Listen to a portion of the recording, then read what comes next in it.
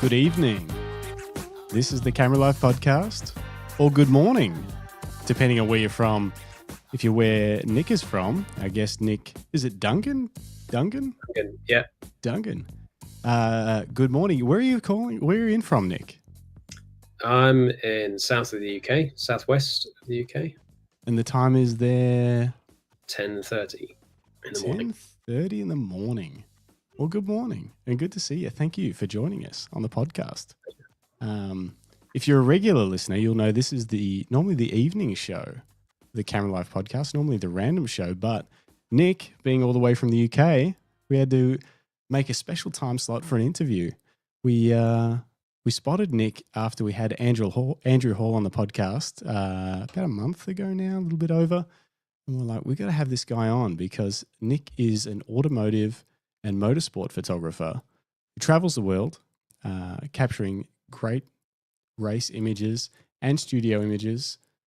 And I want to find out more about how Nick got into the career and what he's up to these days. Nick, do you want to give everyone a little quick rundown on who you are and what you do? Yeah, so I've been doing this about 10, 12 years, I think now. And I try to call myself an automotive photographer, but I would say the lion's share of what I do is motorsport. But I do still shoot road cars and studio stuff that's away from a racetrack. But most of it is motorsport these days. Yeah. So 10 or 12 years. How old are you? You look very young. You look 36. 36. Okay, so you got into this part of the career fairly early. Like, did you tell us, how did you get into photography? Did it start with motorsport or was there something before? So I am a designer, or was a designer. That's what my qualification was in. And all through, I've been going back way before then. I've always loved cars, love race cars, like lots of kids do. And I grew up near a track in the UK called Brands Hatch. So I was about a 10-minute drive away from Brands Hatch. And all through uni, I'd been going along, and as a fan, I used to go with my dad to watch the British touring cars, which is like our version of your V8 supercars, but less impressive. And I loved it, and I was like, I want to get closer. And I was working in a electric place called Curry's, which if you're from the UK will know, it's like a retailer for all electrical stuff. And I managed to buy a camera that was cheap, and I sort of thought, oh, maybe I can put these two things together. I can use the camera to maybe to get a bit closer to the cars. So I used to go down to the track, saw these people taking pictures, wanted to work out how they got where they were. And I'm sort of plugging away at this all through uni, kind of learning how you do it, how cameras work, that kind of thing. Uni lecturers are kind of saying you should probably spend a bit more time at uni doing what you're paying us to do, like teach you to do design, learn design. And then I'm sort of skiving off to go to the racetrack and shoot test days and bits and bobs like that. And somehow I did come out of uni with a degree. I went on to be a product designer. I worked in a packaging design agency for 5 years in London. I got up to senior designer doing that, which I loved actually. Like if I was still doing that today, I'd just be perfectly happy. Like packaging design might not sound that exciting to most people, but actually I really enjoyed it. But in the background, I was still doing the photography. I was, at this point, I'd worked out to get accreditation. I worked with some newspapers, some little teams, and it was getting bigger and bigger to the point that I'm taking all of my holiday from my actual job to go and do photography, and eventually ran out of holiday. So then I'm taking unpaid leave to go and do this job that doesn't really pay me much money at this point anyway. And there came a point which was when I got together with my now other half, where we we lived on opposite sides of our country, which is not as impressive as it would be if that was true in Australia, but it still was a 90-minute drive in opposite directions for us both to commute every day. And then I was like, well, maybe I move to the west where she lived and give this photography thing a go. If it doesn't work, then it doesn't work. But that was my sort of point where I jumped, quit my job and started doing it full time. So doing photography full time. That's epic. How long ago was that? How many years ago did you go full time and make the jump? I should probably know that because it should be a massively important number, but I can't. I think it was 2014 was the first year, I think. And since then, your primary income has been through photography? Yeah. Wow. That's an amazing achievement. You should be very, very proud. Yeah, I love it. I'm fortunate, I would say. It's not many people that get to do it. This, particularly in automotive and motorsport, it's very, very challenging. There's so many people with a passion for that world that it's very, very competitive, as you would know. There's people that are willing to work for free for access and to try and build a career. So you're always kind of fending that off. I guess the advancement of people that are new to the sport. Exactly, and I think it will always exist. Like it is part of our industry. Like you have to work your way up, and people will sort of do what they need to do to find their way in. And I did that when I was coming up as well, and it's kind of part of it. So I think it's part of it, and it's not the only way to get into it, but it's always going to be part of it.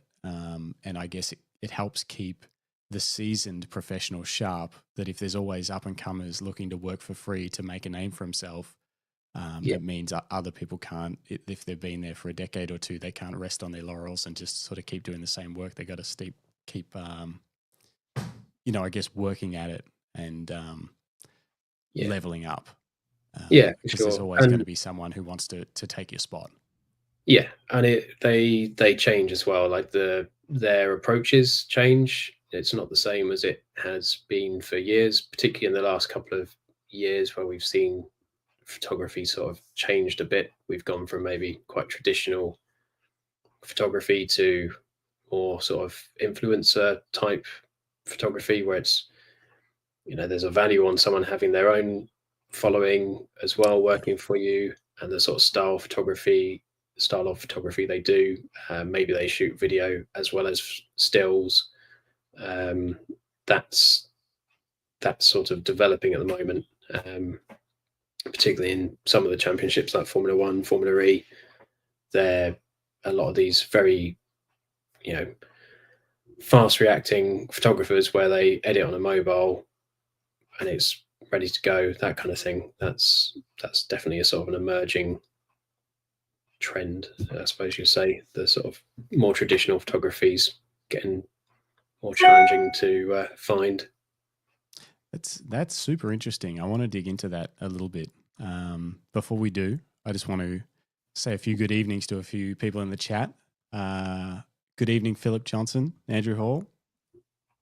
Good to see you. Paul. Andrew Hall says, looking good, Nick. And good evening, Rick Nelson and Bruce Moyle. If anyone else is in the chat, feel free to hit Nick up with questions. I'll pull them up intermittently throughout the interview. So if there's anything you want to ask about what Nick does, drop it in the chat and ask a question. We'll bring it up. Also, very quickly, this podcast is brought to you by Lucky Camera Straps. We make leather camera straps here in Bendigo in Australia, but we ship them all over the world. So if you've been looking for a camera strap, you know where to find us. All right, now that we got that out of the way. So obviously traditional photography within motorsport has always been driven by publications and brands traditionally. Like who's paying a photographer is usually either a publication, a news outlet or something, or a brand of some sort. I think that was probably true before I was involved. I would say these days, the biggest clients are, well, not necessarily the biggest clients, but the most numerous ones are manufacturers. So your Porsches, people like that, Porsche, yeah, any of those sort of manufacturers will have to buy photography. They will need different kinds of photography. So you might, for example, I do work with Porsche through another photographer, and Porsche also bring a marketing photographer, and then we represent the press element. So that one brand actually uses on our events, actually they use 3 or 4 different photographers on the event. Okay. So I'd say that manufacturers are your biggest source of work. Then you've got sponsors, people like Rolex or someone like that would usually have a photographer at least, or they might have other photographers that they have arrangements with as well. The championships themselves are very big now, like the World Endurance Championship that I work in, that Andrew Hall works in.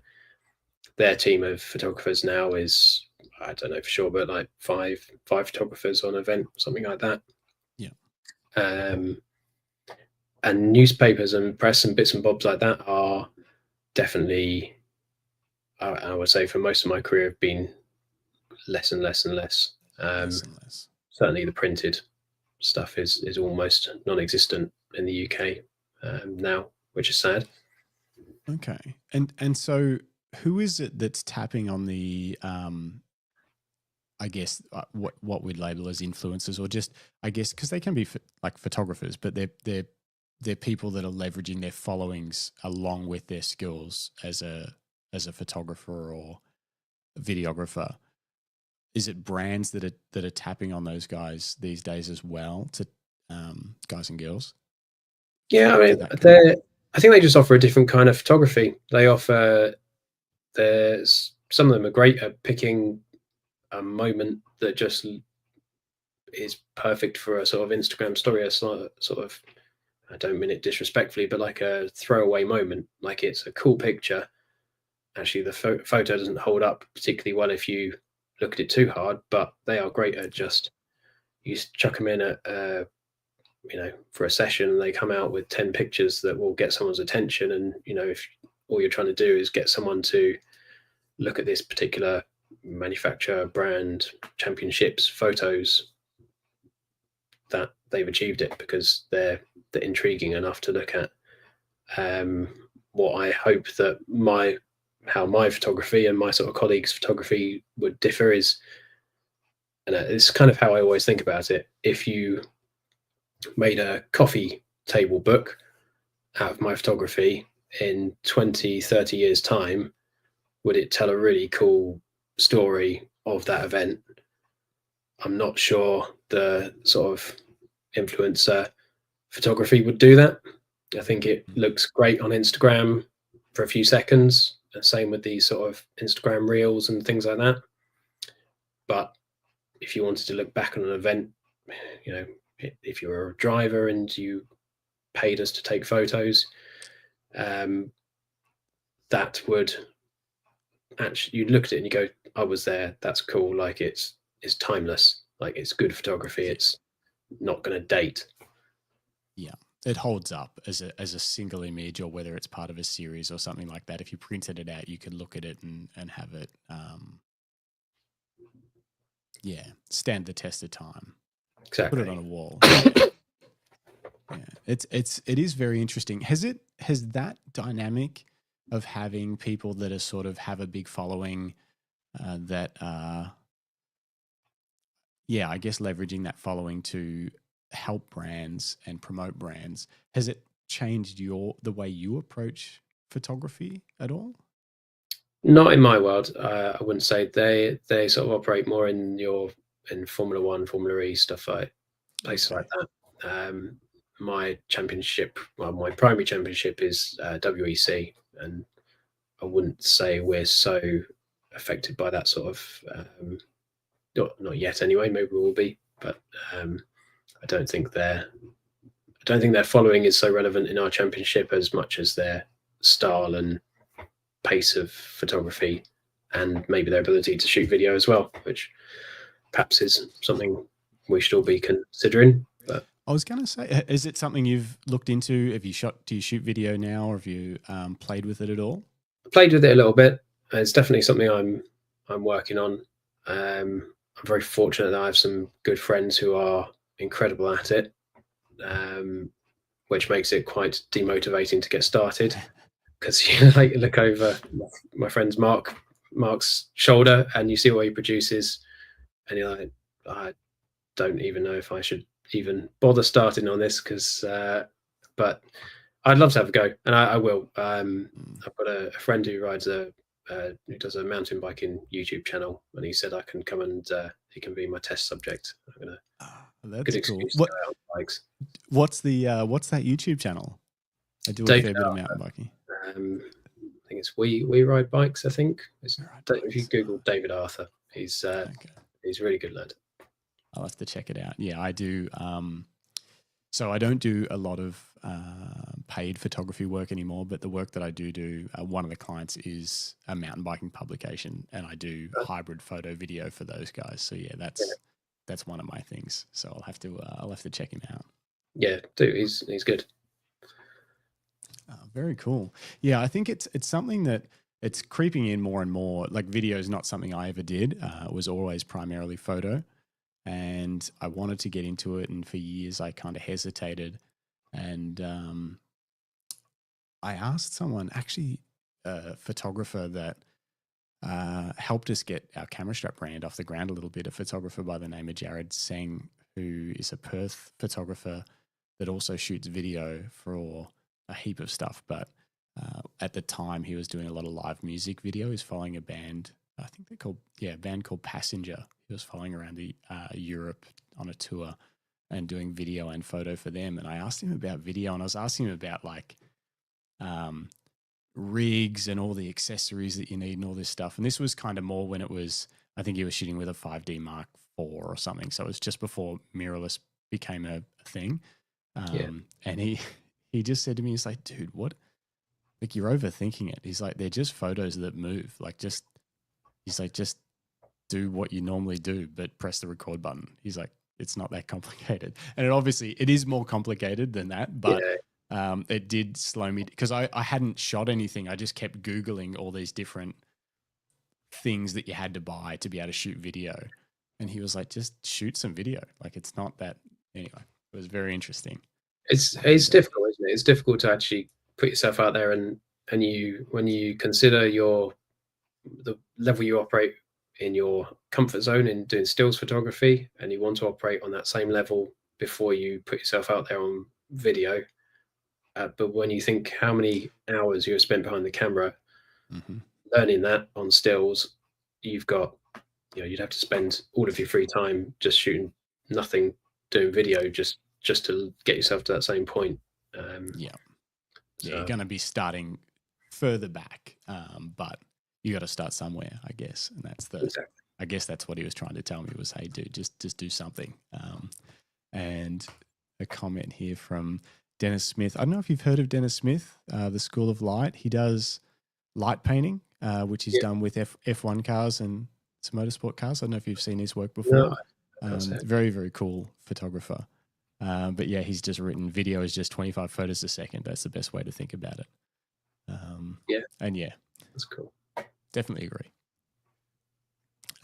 Okay, cool. So tell me more. Tell me about, how were you able to get your first, like, when did you go from it being a passion and a hobby to like getting paid to do this? Do you remember what your first paid job was in automotive or motorsport?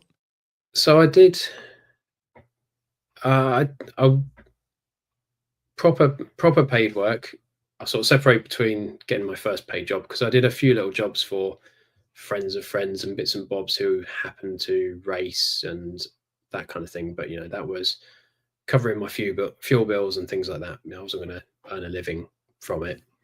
My first proper paid work was, there was a chap who was doing the championship photography for WEC, and he used to take people who are very green, very inexperienced, and would put them in his team, and he would pay you pittance, but you got a lot of experience. You got to do this championship, and it was pittance for what he should have been paying. It was enough to actually scrape together a living. So that was my first proper job. I was thinking about this, my sort of, what do they call it, the butterfly effect, or like sliding doors type moment for me, which led to my probably 80% of my work from this point, was meeting a chap called Drew Gibson, a motorsport photographer based in London, the UK. Met him at a race called the Dubai 24 Hours. And I just bumped into him trackside. I knew of him. This is probably in 2012, I reckon.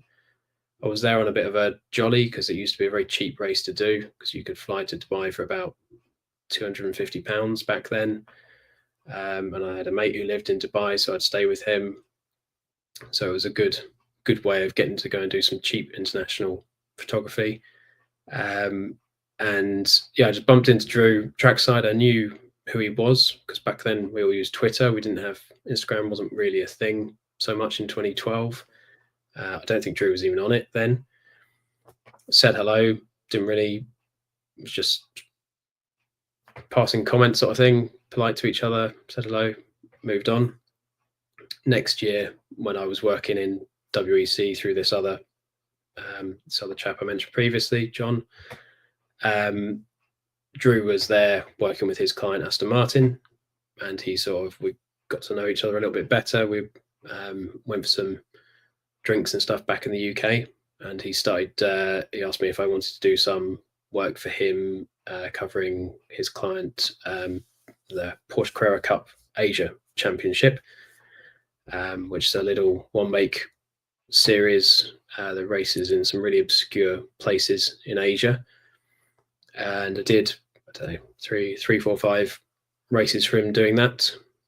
Must have done a passable job, because he then said he knew next year he was going to have the contract for the new Ford GT. I might be getting my years mixed up now, I think about it, but broadly speaking, he knew he'd have the contract for the new Ford that was coming into the WEC, so he needed to find someone to look after Aston Martin. So once he was comfortable, he'd seen my work that I was doing for WEC, and he had worked with me on this Porsche Carrera Cup Asia work. So he said, "Do you want to come and do it?" I was like, obviously yes. And I still work for Drew now. He's my single biggest client. Wow. So quite often when I say I work for Aston Martin, Porsche, I do work for them, but it is through Drew in a lot of those cases. Been working with him now for 10, 12 years, however long that's been. Wow. That is that was my sort of pivotal moment, was meeting Drew and him not thinking I was a complete moron and taking a chance on me. That is amazing way to build essentially an entire business, well, an entire relationship out of that moment. That's just shows it doesn't matter where you are or who you're meeting. It's like, do your best and just be nice to people and just get to know who they are and all the rest of it. Like, you don't know. It's so true of it's the advice that we always give to people that ask how to get into it. Is start at the bottom, meet people. They'll be heading the same direction as you. They want to become better at what they're doing. They'll take you with you if you do a good job and if you get on with them. And you'll come across people, later in life, like you'll bump into people in a random paddock somewhere and be like, "Oh, I haven't seen you since Formula Ford in Brands Hatch in 2009 or something," and you're like, "Oh yeah, and now I'm the press officer for this championship or something," and straight away you've got that introduction. So That's it. You never know, who you're chatting to, and like you say, where they might be in the future when your paths cross again. So, yeah, always got to do your best and be nice. Andrew Hall says more than a passable job. And, he also says that Drew and Nick are like a typical married couple. Is that true? yeah, that's probably fair. How is that? You guys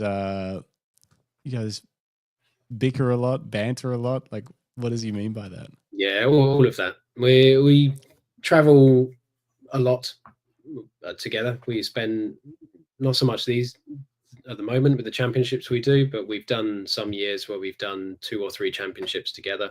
So we spend 30 weeks a year traveling together. So you've got to get on with someone. By the same token, we both know how to push each other's buttons, and it's. But yeah, he's a good mate, and we get on well. Awesome. We work well together, which is the main thing. What's the travel like? Like, what does your schedule look like for the average year, the average week? So a normal event would, if you took a sort of normal flyaway event, then we'll travel on a Tuesday or a Wednesday you're trying to be on site for the Thursday. So if you're flying to Japan for us, that's a Tuesday leave. If I'm going to Belgium next week, that's just that's a different. That would be a Wednesday leave because it's only a day of travel. But it's Thursday. You do setup shots, cars being scrutinized, people. Ideally, you're doing sponsorship photography. Logo. People have odd requests. Oh, we've got new water bottles. We've got. I don't know. People think of all sorts of weird things. Ideally, all that stuff happens on the setup day or one of the practice days. Get that out of the way. So on like a setup day, so on the Thursday, someone says, "Hey, we've got new water bottles," and you're trying to get around and just get sort of general pre-race shots. Are you delivering any photos on that day? Is anything having to go through to people ready for delivery, like immediately or within hours, or how does that work? Yeah, our turnaround is hours rather than certainly by the end of every day. Everything shot that day would be delivered by the end of every day. Everything. But ideally, it's not being left more than a couple of hours. Okay. So then Friday, you've got cars on track for the first time. So in a WEC race, you'd be doing 2 free practices. They're 90 minutes each. So you've got all that track time, but then you'll also have pit stop practices, drivers doing seat fits, where they'll be fully suited up and they're getting in and out of the car to check if their seat fits properly, and all that sort of good opportunity to mop up sort of easy to capture portraits, because you've got our championship has three drivers per car. So if you imagine you're shooting, I think we shoot 20-ish cars, maybe a bit less than that, 18, 20 cars. Then you've got 3 drivers. So you've got 60 drivers you're trying to get, not just a picture of, you're trying to get nice pictures of. So if you're given a situation where you know those 3 guys are going to be in the same place, you take it. So yeah, the seat fits are really good for that. Same with pit stop practice. The drivers will practice with the mechanics because they have like a real sequence. They have to all do their bits in the right order so as not to get in each other's way. Saturday is another free practice, another 1 hour of free practice, and then qualifying. Sunday's your race, which is normally actually the easy day by that point, because you've kind of done all the heavy lifting all the previous days. You're just there to sort of capture the story, shoot what you see kind of thing. Normally quite a late night, getting edited, and then Monday travel back. and then if you're into another event, Tuesday you leave again. Oh man. Tuesday or Wednesday you leave. So it can be, can be intense. How many weekends like that a year would you be doing, roughly? Normally about 20, 25 a year, Yeah. something like that. I try not to do more than that. I could take on a lot more than that, but it doesn't fit with my life. Yeah. Having children and stuff makes it challenging. It sounds like a lot of time away from home, that's for sure. Especially if they're and how many of those would be back to back? Quite a few will be 2 weeks back to back. There'll be quite often back end of the year we do a race called Macau, which often is back to back with the last race of WEC.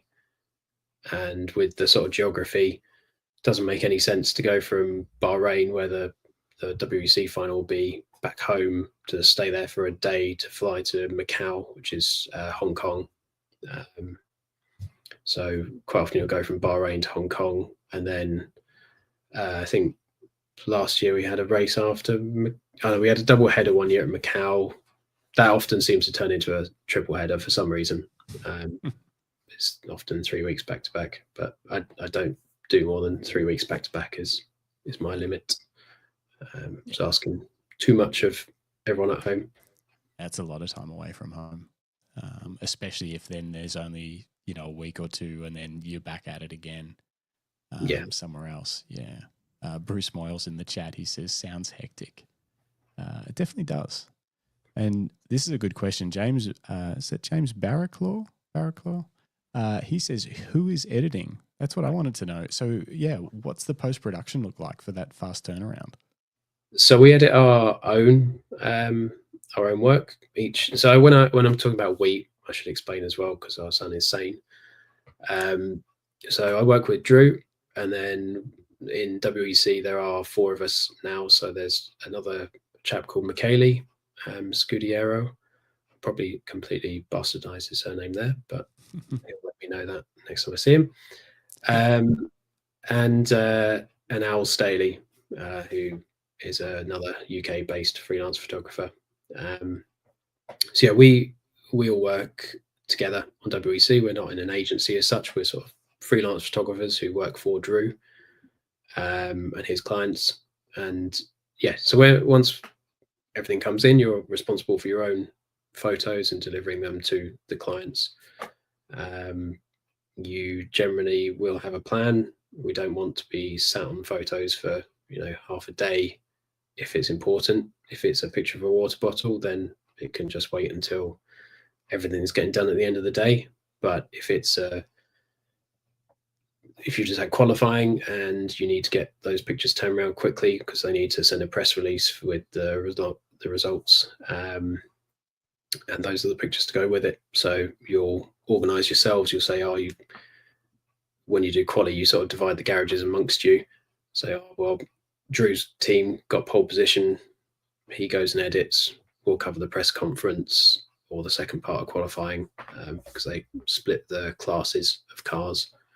And you just work together. You have a plan. But we do our own editing. What does your editing look like? Like how much attention? Obviously, you're probably going to give more attention to some images than others, depending on what you think they're for and what the level of that image is. But like, what does it look like? What's using Lightroom? Any ever Photoshop? Is it raw? Yeah, I shoot raw for everything. Our sort of USP is that we take great care over how the images look, which sounds stupid, but you do get a lot of photographers who are just churning stuff out and it's almost off the back of the camera, or a bit of contrast and send it. We take as much care as we can afford on the image editing. So I use Photomechanic to cull the images, which is a quite basic sort of image selection tool.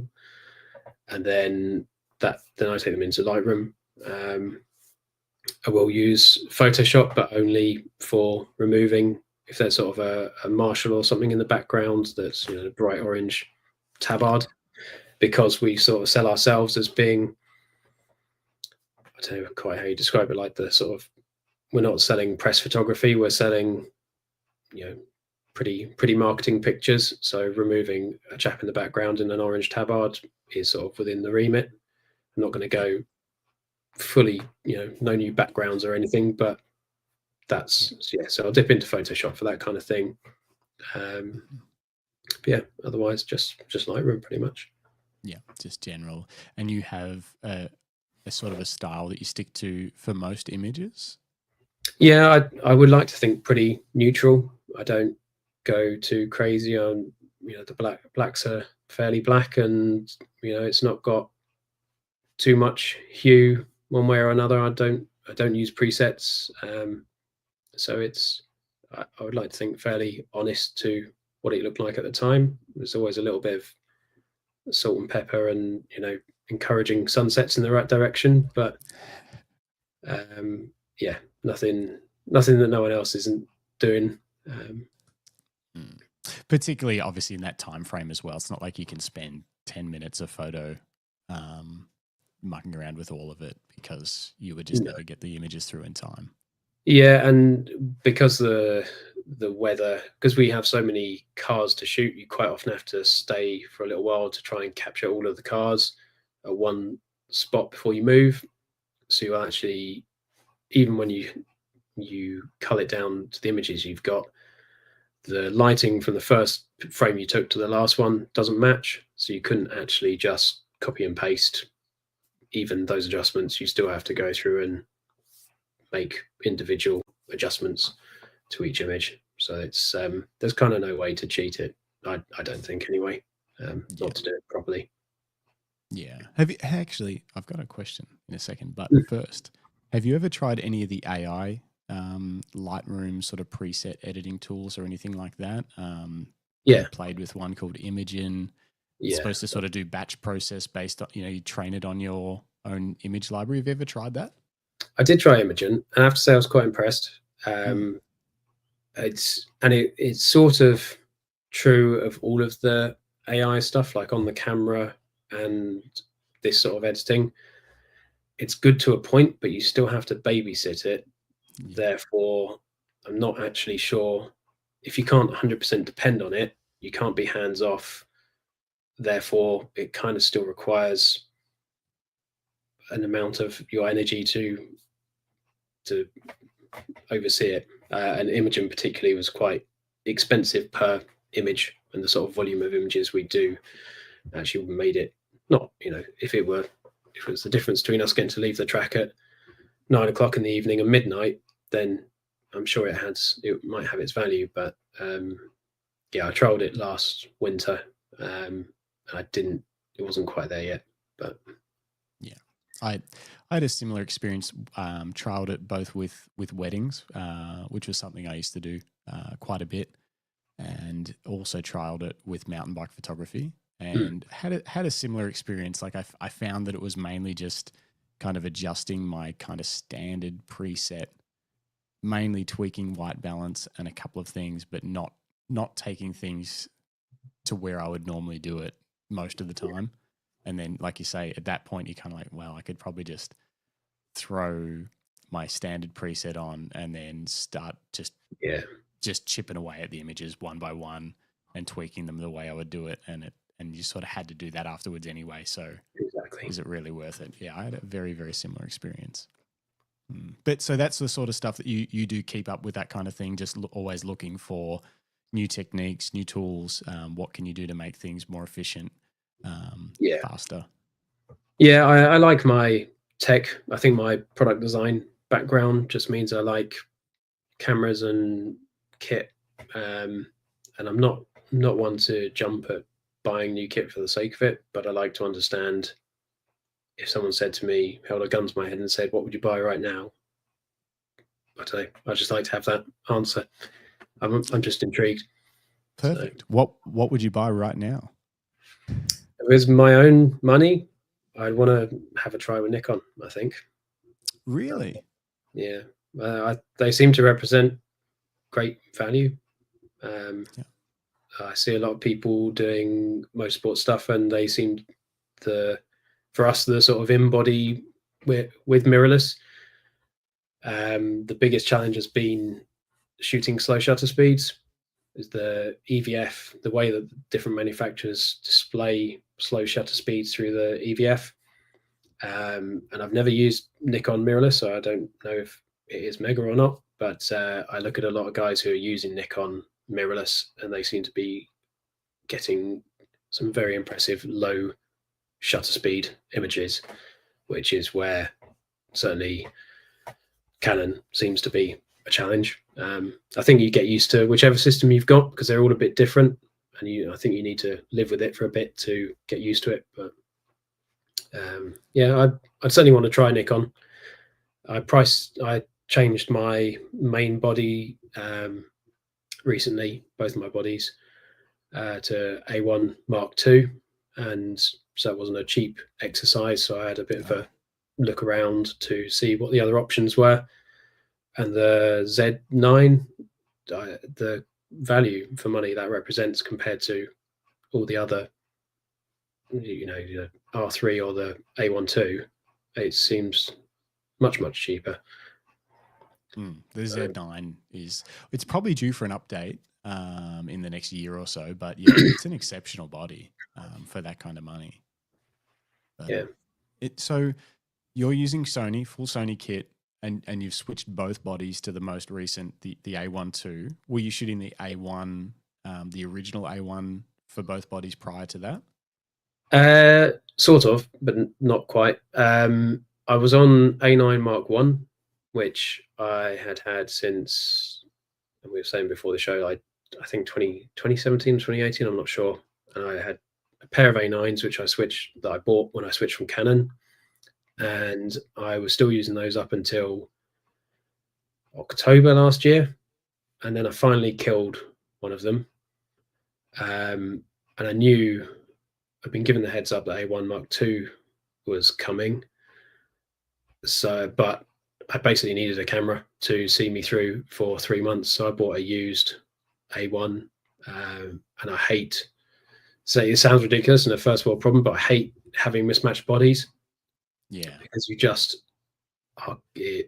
with us, the more you change lenses, because we're trackside and there's cars kicking up dust and stuff, as soon as you start changing lenses and bodies and stuff, you just fill the sensor full of dust, and then that hits you on the end of the day when you're retouching and you're trying to take thousands of dust spots out. So I bought a second A1 Mark I to go with it, with help of my local camera shop, who are very generous to me. And yeah, knowing full well that I would possibly want A1 Mark II when it came out. And if I didn't, I'd just stick with the A1s, which I didn't really want the resolution or anything. They were just sort of the cameras that were, well, I didn't want A9 Mark III. That's what I was about to ask. Did you look at that? Did you test it? What was your thoughts and why? Yeah, Sony loaned me one for a month to play with. Great camera. The sensor is great for some people, but not for me. The biggest issue I had was the bottom ISO performance. I'm gonna have to turn my screensaver off in a second. Yeah, the bottom ISO performance, I think it was native 250 ISO on the low end, and then expands down to 125 ISO. But if I filter in Lightroom by ISO on my catalog, if I put 50 ISO in, there are hundreds of thousands of images that are shot at 50 ISO. Like I live at 50 ISO, because it's one of the issues actually with the Sony system. All the lenses are f/16, apart from aperture 200s, f/22. Which for us, if I'm shooting in midday in Bahrain, if I want to shoot 15th of a second at f/22 on the 7200, I need ISO 50 to balance that. So I don't have time to be popping an ND filter on. I have ND filters. I have carried them around the world for the last decade, and I cannot think of a time that I've used them. I still have them. Don't worry why bother carrying them, because I never use them. Yeah. I have a polarizer fitted all the time, so I've got an extra stop that I'm losing with the polarizer, but it's still 1/25th ISO is not usable, unfortunately, for my job. I toyed with variable polarizer, variable NDs on it and things like that, but it was all just too much of a compromise in the end. Just going to bring up some of your images now. I don't know if you can see these well enough, just these thumbnails. Is there any images that are in this folder that would be an example of this for people that are watching, that an example of a moment when you need to go to ISO 50? There's a pan down here somewhere, a bit further down, I think. There you go, the bottom middle on the bottom this row one? there. So it looks like a big blur. Yeah, that one there. This one? Yeah. So that'll be a fifth or an eighth of a second. It's a technique called a shutter drag. So you basically want to pan the camera with the car for a portion of the exposure, and then you accelerate the camera past the car to give the sort of effect of the colors tailing off the back of it. Yeah, that'll be a fifth or an eighth of a second, something like that. So it's without 50 ISO, you can't achieve that. And limited to, so I didn't realize that. Are you saying all Sony's lenses are limited to f/16 maximum aperture, or just the ones that you're using? Most of their portrait lenses are, and then I think the 400 I think is f/22, the 7200 is f/22. But okay, if you compare that to a lot of the Canon stuff, a lot of the Canon lenses would be f/22, or certainly were when I was shooting on them.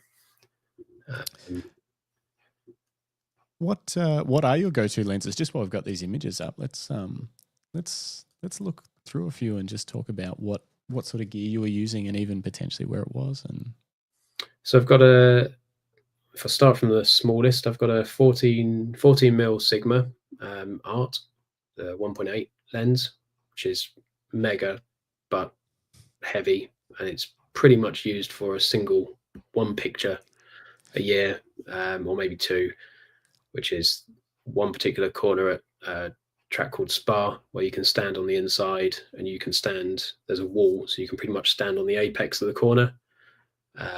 So you shoot on a super wide lens just to, actually there's a picture they're taken with it, to the left of that guy running. If you go up a few, up another row, see the buildings to the left? hang on, this one? There you go. Yeah, so that's on the 14, I think. So that kind of thing. But they're so infrequent that you are carrying it around the world just to shoot a couple of frames a year, but there's no other lens to do it on. Yeah. So I've got that. I've got a 24 mil Art, the 1.4. Not Art, sorry, 24 mil G Master. Okay.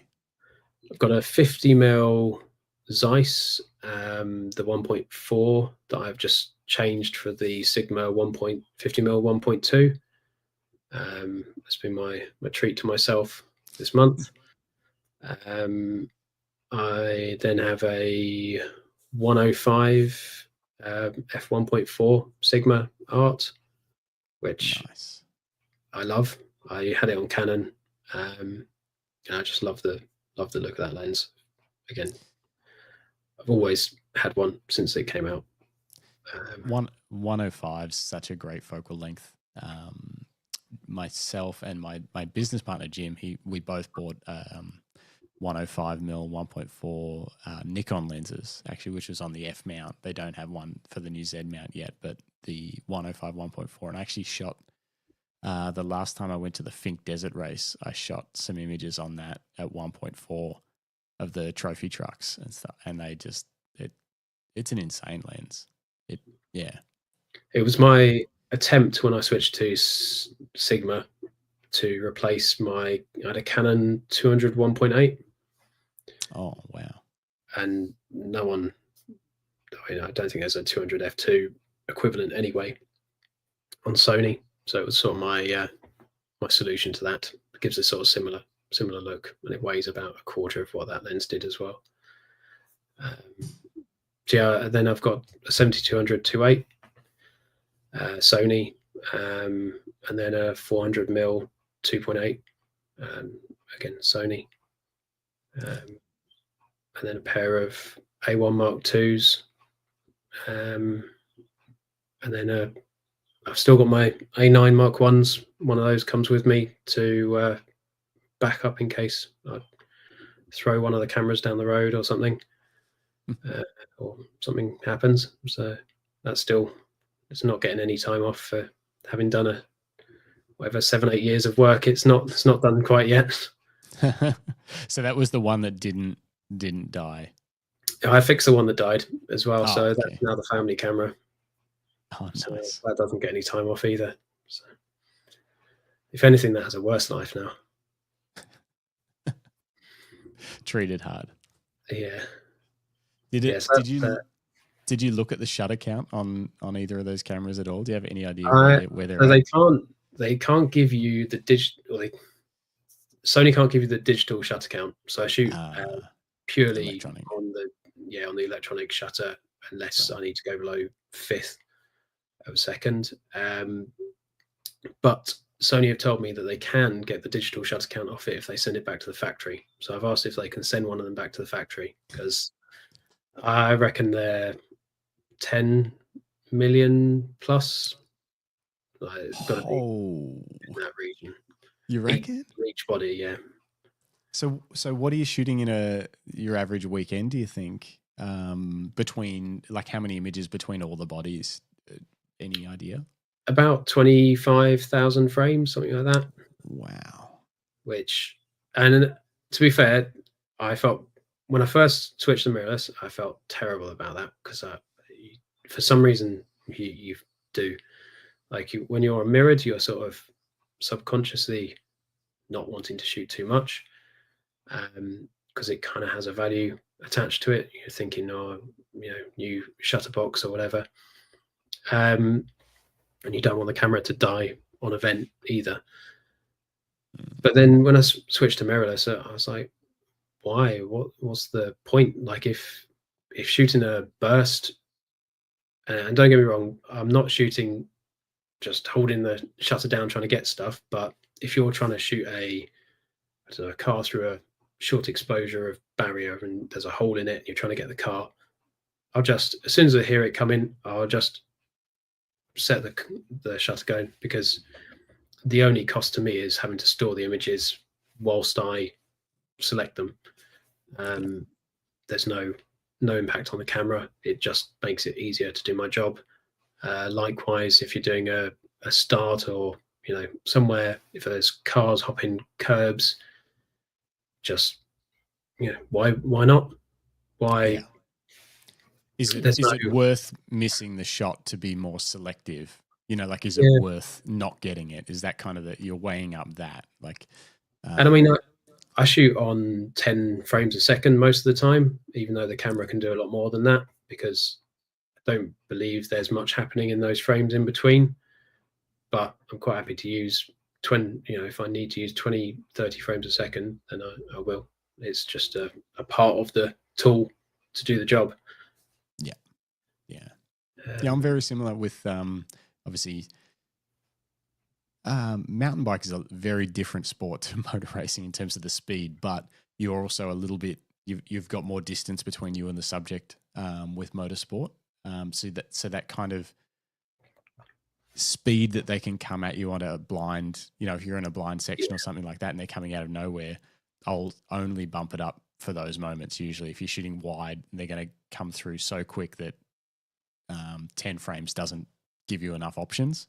But most of the time, 10 or 15 is ample if you're set up in a spot with a bit of distance between you and the subject, and you can kind of track through.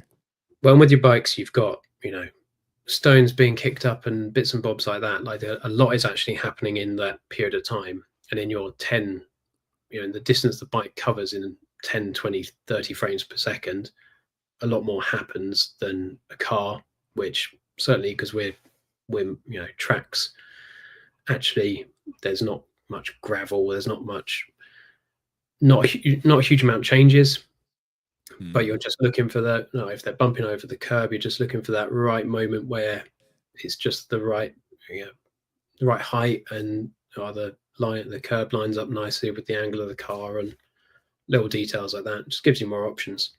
Yeah, for sure. Actually, I'm just going to bring this down for a second. There's a couple of good questions coming in before we look through some more images. First of all, Paul Henderson says, I can't imagine culling 25,000 images, 250 maybe. Yeah, that's a big hurdle to jump through.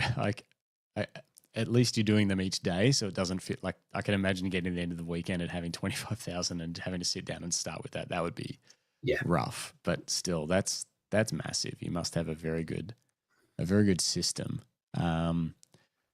James Barraclaw says, how have you managed to get good and quick at culling to get the images you need, especially when delivering straight after quali or a race?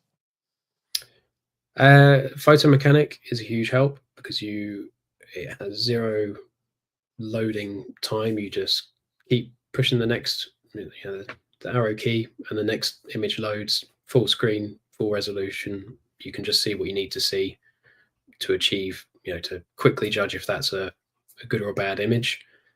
I sort of find you kind of have a feel for where you're expecting the good images to start. So you're sort of going through images just for the sake of it. And it's only if something sort of stands out, like, I don't know, a flame from an exhaust or something like that, might catch your eye, and you're like, oh, that one's worth looking at, even though the car's not framed quite like I was hoping it to be. So there's an awful lot of those 25,000 or whatever, and it might be a lot. It might be less than that on some events, but broadly speaking, on a sort of 3-4 day event, that's what it would be. There's a lot of those that you won't need to even look too hard at, because you can see from the thumbnail that the car's not where you want it, and you just get a feel for it. I get it when clients are trying to look over my shoulder to sort of, if they're trying to select an extra image out of a sequence or something, and I'm flicking through and they're like, can you slow down? Because I just can't see what you're looking at. But you just get used to it. It is as simple as that. Do you look through each image full size, or are you scanning thumbnails and clicking and then enlarging the one that you think is the keeper, or is it a bit of a hybrid approach of both? Bit of a hybrid, yeah. I can show you. I don't know if we can work out the screen sharing thing. Oh, maybe, yeah. If you can try and bring it up, that'd be cool. How do I? There should just be a present button, and it'll just tell you you can do screen or like a window or full screen, and you probably want window because then you can just choose I think it says window. Is that working? Yes. Hang on. Bring that up. Yeah, there it is. So is it good?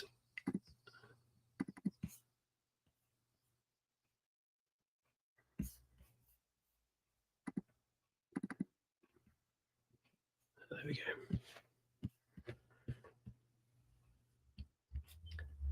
So look at all those images. The sexy, scroll thing on the side is so tiny. This is the sort of exciting stuff we get to do, shooting people's hospitality units. It's not all fast cars going around corners and stuff. No, it is certainly not. Let's get to some more exciting pictures. This is interesting. Okay, so do you use colors or star ratings or both? Tell me about how you organize your images. So on these, if I get up some track photos, I didn't go on track on this day.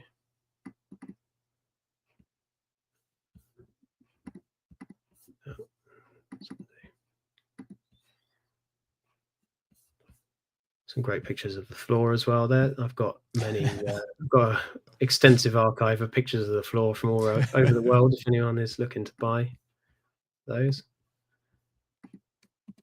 So yeah, I select, I give a rating, and you just hit a number and it gives a color rating. So I'm literally here where we shoot so many of the cars on this start. If you tried to sort of track with each individual car, you would miss the car that is going behind it. So for example, here I need that car, then I need that car, and I need that car, and I need that car, and I need that car, and I need that car, and then I need those two cars as well. So you just end up sort of machine gunning it. But in that instance, because you're shooting at 0.002 of a second, there's really no downside to doing that.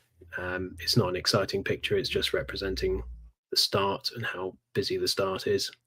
Yeah. So on these, we're only seeing on this screen, we're only seeing thumbnails that you're clicking through. Oh, okay. Have you got would you normally have this alongside like a large preview window or something that's showing you the full size image too? See if I can just do my whole window, maybe. Hang on, if I just stop sharing for a second. Share screen.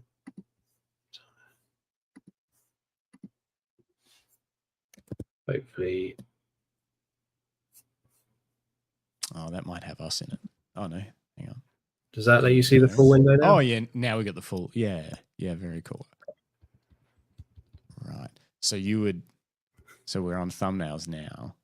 Yeah. And then you would punch in and yeah. select. So I'm kind of going through and I'm kind of looking for. I like that because the cars are overlapped in a sort of similar way, and I'm also in my back of my head. This will be cropped to 19:6 or 6:19. So I'm thinking actually I need to keep. In this instance, I want both of the Porsches to be in the frame. So once I get to that point, it's probably going to be a bit wide for the crop that's going to get put on it by the social media team. Yeah. But you can kind of, skip through. Like I say, there's a lot of stuff here that needn't be shot, but it's kind of shot because it's easier to shoot it than not shoot it almost. And that's kind of the game that I'm in. Like, I'm there to produce the photos. It kind of doesn't matter how I have to go about doing that. How long are you keeping images that aren't used? I will select off my RAWs. So these are all the RAWs that got taken forward. And then I will go back the day after the race or on the Monday, on the travel day normally, and I'll make a broader selection of non-client cars. And then that's what I keep. I'll just delete all the other RAWs. So you'll delete them like within the next week or two or something, like fairly quick after the. Probably quicker than that because I'll need the hard drive space. So these are my RAWs that I've taken forward at this point. So it's, I don't know how many it was, from 507 RAWs got taken forward from the race last weekend. From the total weekend or from a day? From one day. From one day. Yeah. Yeah. So quite often as well, if it's something where I'm not 100% sure if it will work, I kind of put it into Lightroom and see does actually the sharpness sort of come up a bit with a bit of editing, because doesn't quite look sharp enough from the preview. But sometimes once you've got a bit of contrast on it, it'll actually sharpen up nicely. So I might give myself different options of the same picture to sort of edit and see. Like here, for example, I've sort of taken forward to Lightroom 3 versions of the same picture just to see which one I prefer when it's edited.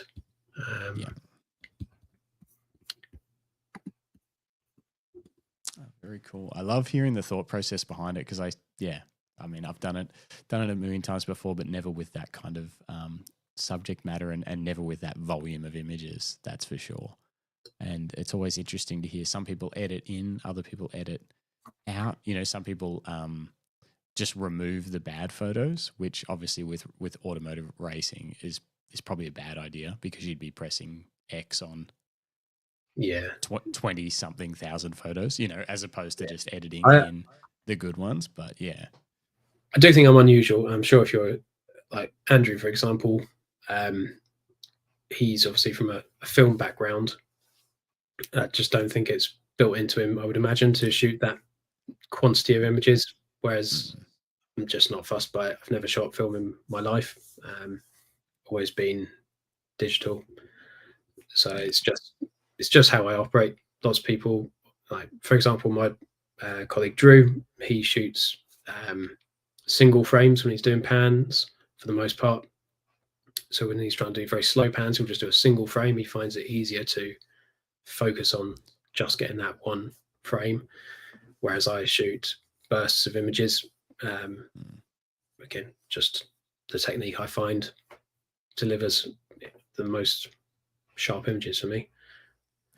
When you're shooting pans, what is it purely subjective, the point where you decide that it's sharp enough or that it's appropriate? You know, I always often have that thing in my mind where I'm like, what needs to be sharp for this to be an image that works? And is it just something that I have a gut feel on when I see it? Or is there a point where, for you working with, you know, logos and brands are being presented on these cars, you know, how many of those logos need to be sharp for you to say, okay, that works? Or is it just a subjective kind of gut feeling per image?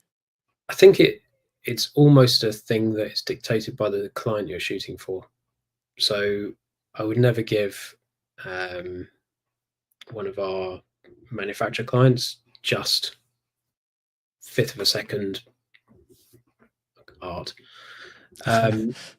I would, they're going to want a range, like 100th second pans where nose to tail, the car's sharp, every sponsor on the side is sharp, something that they can give their sponsors and be like, here you go, we've raced last weekend with your sponsorship on the side of the car. You can see it clear as day, like it's useful to them. But then you're also there to make the cars look like they're exciting. So, you know, a bit of action, a bit of movement. There's definitely a line, but I think it's subjective, and it depends who the end client is. If it's going to be used at Instagram size as well, you get away with a lot as well. Our sort of rule is not to let that inform what you take forward, because you can guarantee if you put something in that you're like, if it's used right, this will look good. If it's used wrong, you know, you turn up at Le Mans and it's on the side of a 3-story hospitality unit and it's not sharp, and you've got to look at it all week knowing it's not sharp. So if it can't be used in the worst possible situation, then it doesn't go to the client. But yeah, I think that's a good rule, because I've felt that in the past, an image that you let through somehow ends up being the one that gets shared the most or pushed out in the world, and you're like, excuse that one. Yep. A few good comments on here. Bruce Moore says photo mechanic is the bomb. I agree. I also tried, we experimented a bit with fast raw viewer, which was pretty cool. I've actually found Lightroom fast enough now for what I do, but it's certainly not at that level. But their embedded preview library sort of scrolling now that brings the preview in, and I think handles it in a very similar way to photo mechanic, I've found to be fast enough for me, and then it avoids that kind of back and having forth. to back and forth. But yeah, photo mechanic is definitely the king when it comes to fast we use images. it a lot for the IPTC sort of stuff. Whilst we don't caption or keyword individual images, we still apply on the import, which I appreciate Lightroom can do, but I've always found Lightroom's IPTC handling is a bit cack-handed, like it just doesn't make a lot of sense. And I just find it's just useful. It's like Finder that works with pictures. Like you can, we also have Dropbox desktop and Google Drive desktop integrated into it, so we can just drag client images straight into their delivery folders. So That's cool. It speeds up our main delivery. It's Dropbox and Google Drive now. That speeds up our delivery time because it's sounds stupid, but all those tiny little savings, if you can save 30 seconds on each client and you've got 10 clients and you're delivering 3 or 4, 5 times a day, like it adds up and it gets you home a bit quicker at the end of the day. So Yeah, it's all those sort of marginal gains. Yeah, trying to optimize everything when you're dealing with that many images. And Rick Nelson says, I can't even keep up with the car that you're picking. Yeah, it's like you're going fast. I can see how the clients would be like looking over your shoulder going, slow down. Andrew Hall says, I'm so old I can only count in batches of 36.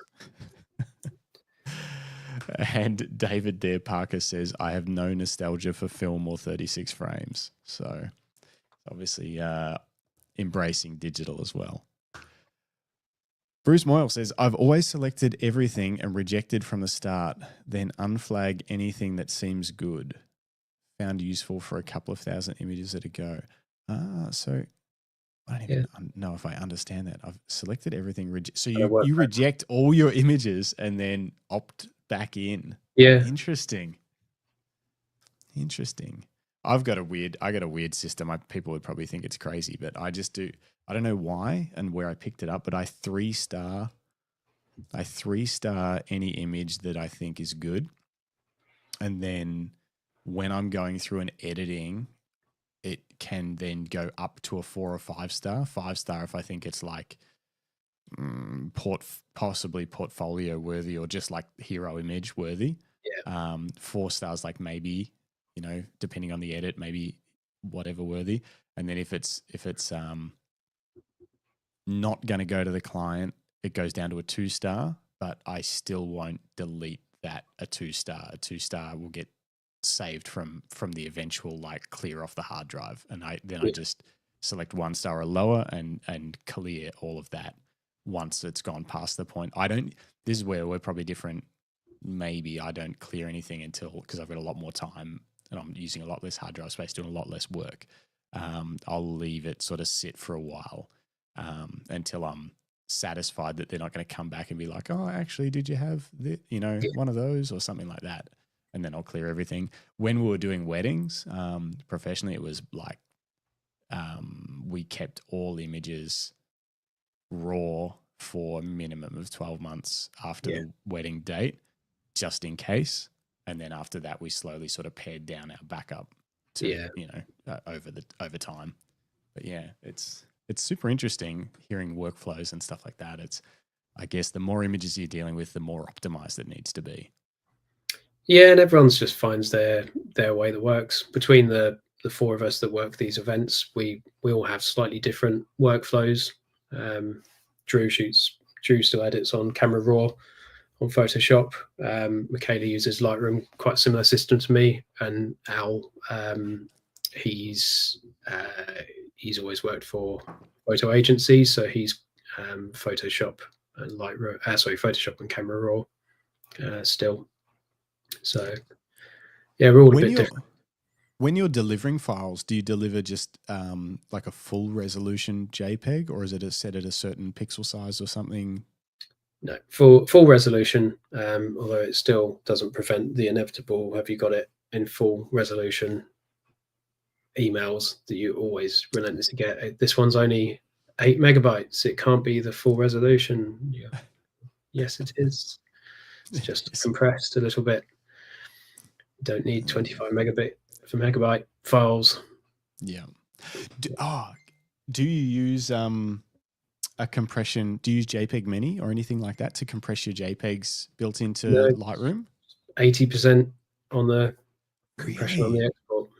Have you ever tried JPEG Mini? No, I haven't. Oh, it's very cool. Yeah, should give it a whirl. Yeah.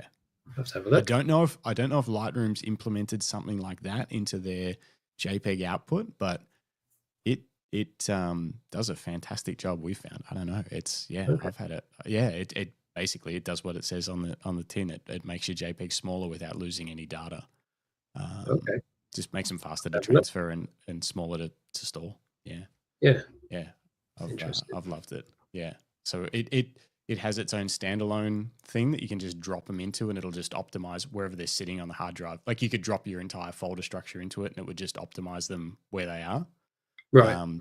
But it also has a plugin that just sits in Lightroom and will optimize them on the way out of Lightroom, so Okay. that they're done. Yeah. Yeah. It's very cool. Let's go back to your images because I want to hear some stories. There we go. I'm just going to scroll through and just, I don't know, if one pops out to you that you want to tell me about, just tell me. Actually, that was a good I have a example. question on this. This thing's cool. Is this race or practice? That is, I think that was shot after a practice session. I was at Imola last year, so the race that I just did last weekend, but the year previous, after free practice 2, I think it was. But at the end of the free practices, the teams will always do a full speed pit stop because they need to practice it as much as they can. So it's just their sort of habit is whenever they finish a session, they'll do a full speed pit stop, regardless of whether they're going back out or not. And this is a good example of making sure everything's crispy crisp, as one of our colleagues calls it, because this ended up in the inside of the Porsche hospitality at Le Mans. It was about 10 meters by 5 meters or something. Oh, wow. Right at the staircase. We had an office at the top on the second floor. So every single day I had to go up the staircase looking at this image.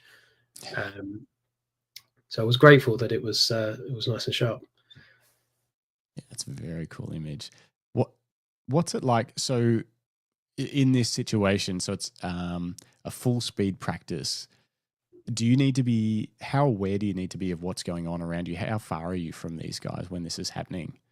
So this can one, you get in the way? You can't get in the way. If you get in the way, you'll get flattened.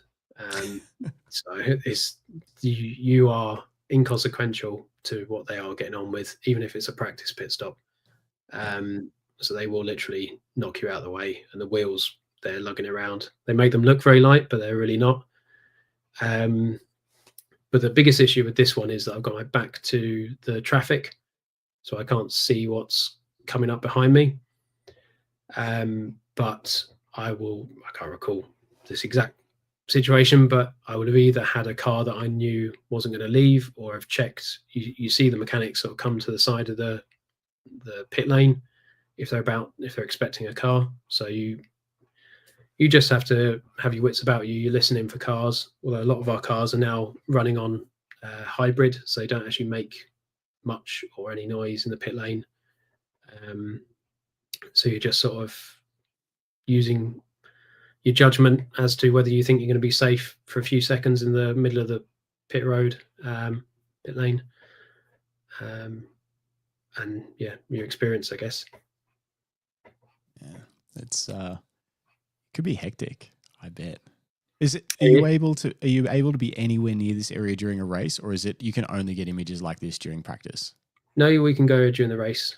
During the race, they tend to come in batches because they're all very similar cars, and they're running.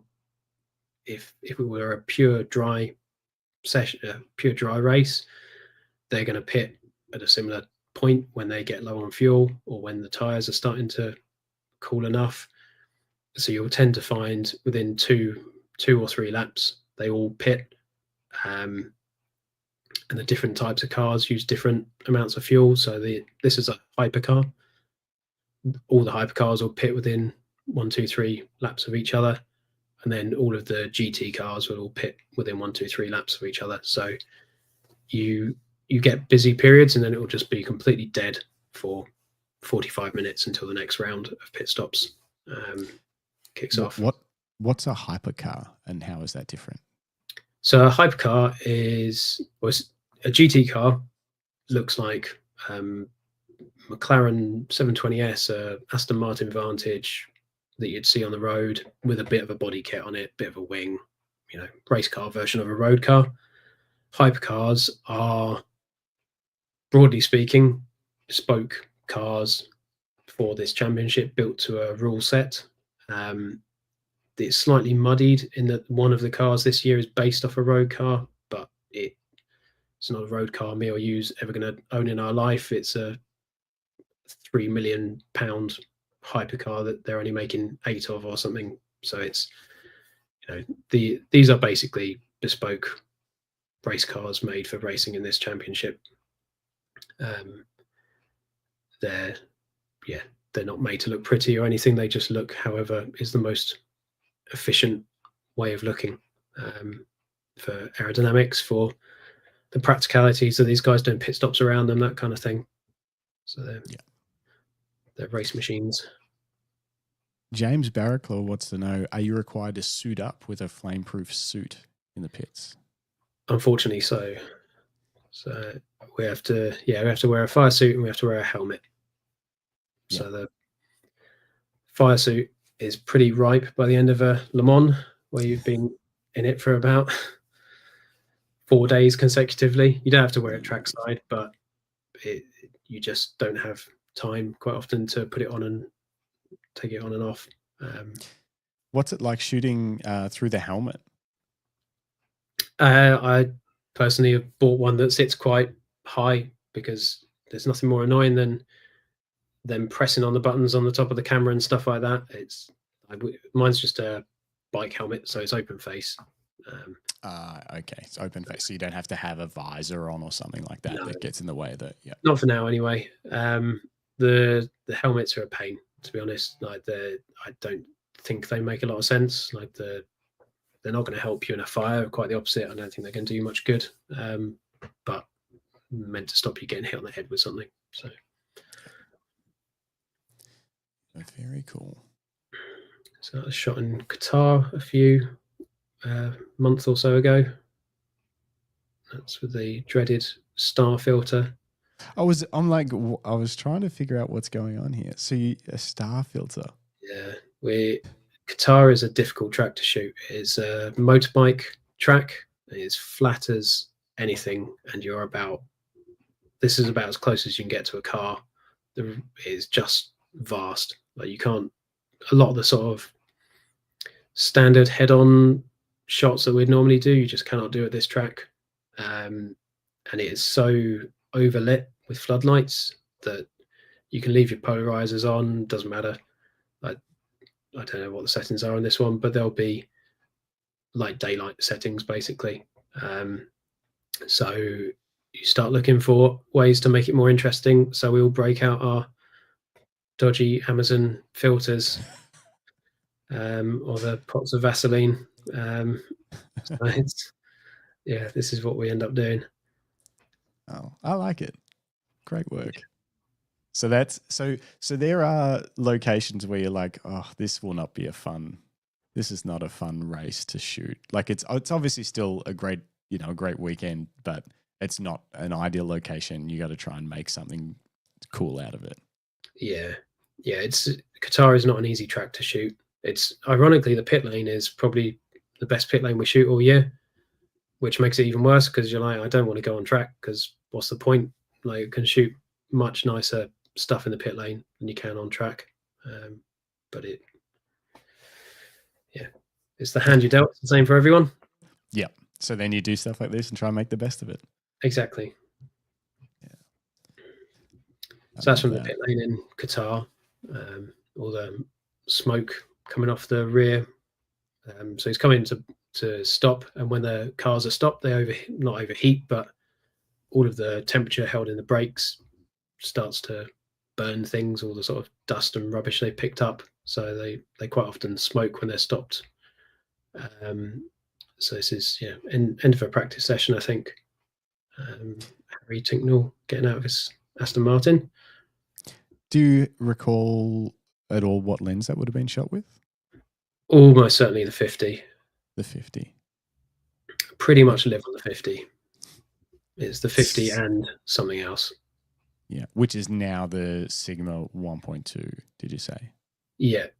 So this would have been on the Zeiss 1.4 at the time. Okay, yeah. Yeah, I love that you're using primes. That just, man, everything happens so fast. I just like, it's sort of my look is the sort of wide open, shallow depth of field. We've got so much rubbish in our tracks, in our backgrounds, that if you shoot, f4 or something for that, I mean, it's pretty clean in this example, but at another track, if you're shooting at f4, you'd have the random Italian guy smoking in the background. Like if you're in Barcelona, you'd have some guy with an umbrella. Like it's just being able to separate the background is super useful.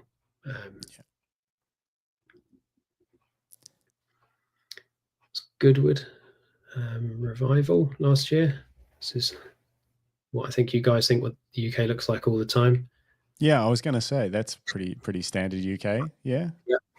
Yeah, wet and raining and sunny at the same time. At the same time, be a polo match happening just off to the right or something.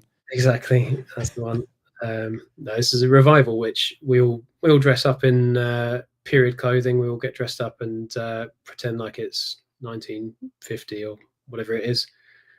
But it's a really, really cool event. 3 days of historic racing, which sounds like the most dry, boring thing in the world, but it's just mega cars. There'll be £10 million Ferrari 250 GTOs racing other £10 million cars, knocking into each other and stuff. And the owners give them over to professional racing drivers, and they say, "Go at it! Like, give it, 10 out of 10." So it's always great racing. Normally decentish weather for the UK anyway, and yeah, just good, just a really good fun event. That's Goodwood revival again off the bridge. They put a horrible bridge on the approach to turn 1, which I have to confess does make it more convenient, but it ruins our start photo. But I managed to. We're not allowed on the bridge, annoyingly. Even I work for Goodwood, and we're still not allowed on the bridge. But it did open up this rear shot, which I've never seen anyone else do since. It's cool. Almost drone height, Yeah, exactly.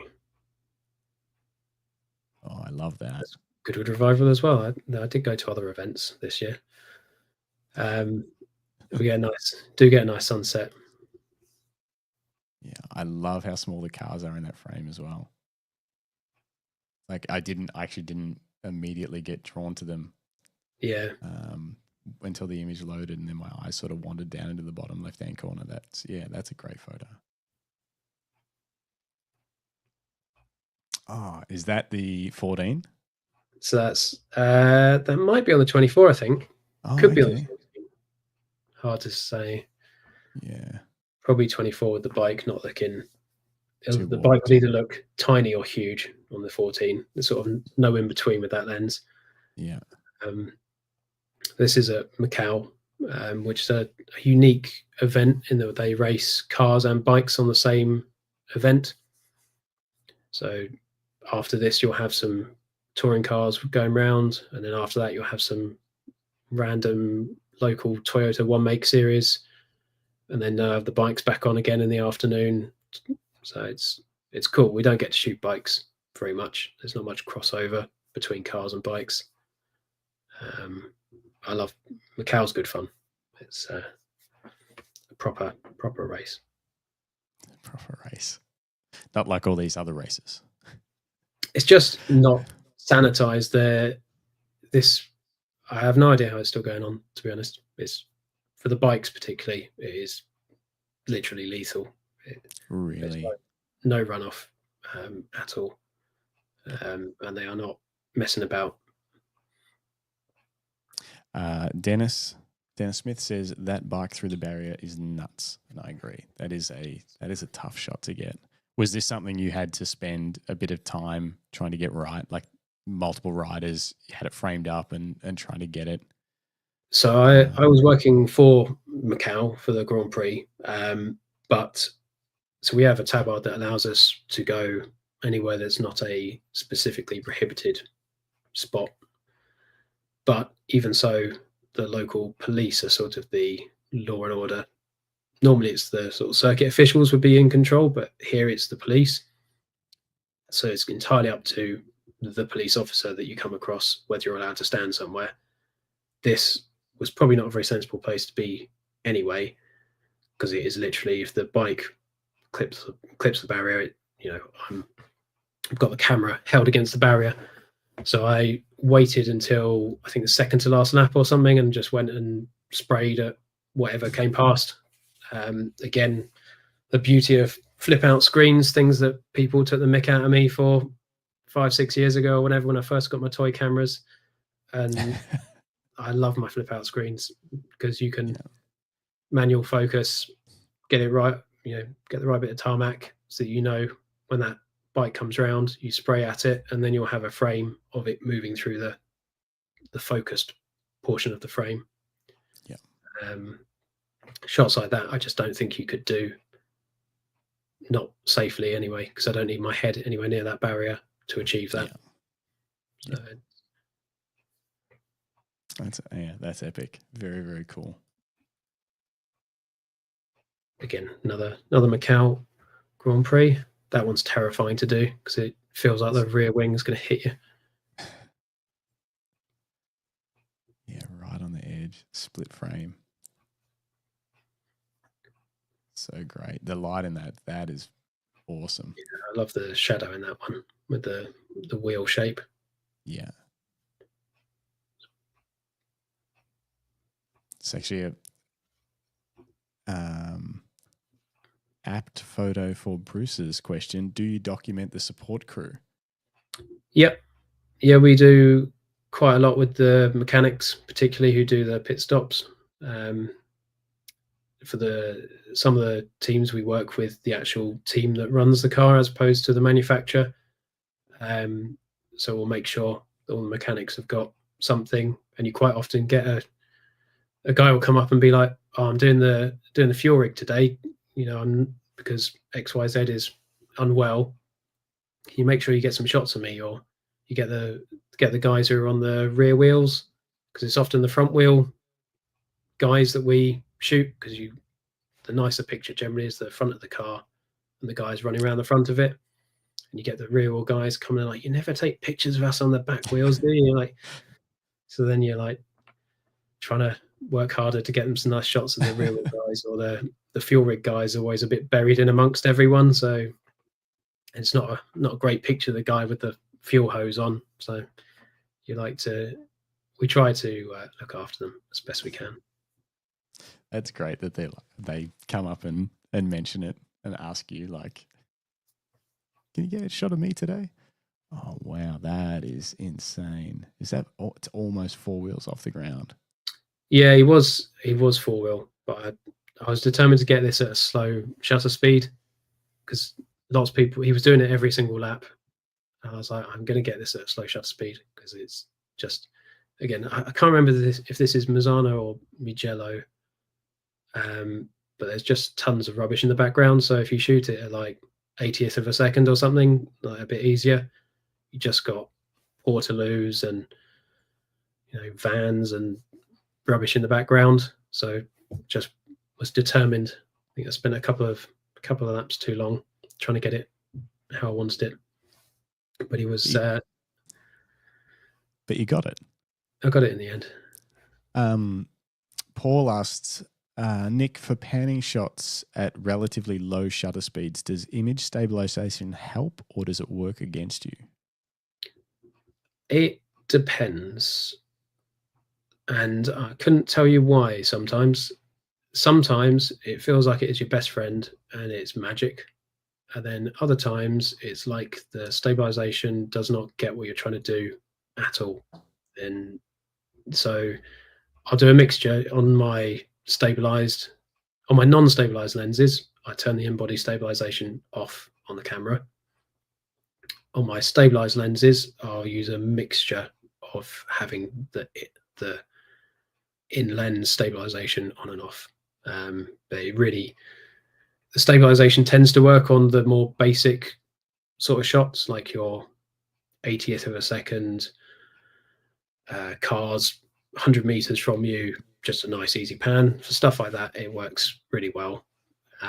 For stuff where you are moving the camera at like a different rate, like if the car's getting closer to you during the frame, it's not staying a constant distance from you, you're having to increase the camera speed to match the car's speed as it closes that gap, and the stabilization just doesn't get it. It's trying to hold you back because it's going, oh, he's getting away this way, I think I'm trying to frame it this way. So it's hit and miss.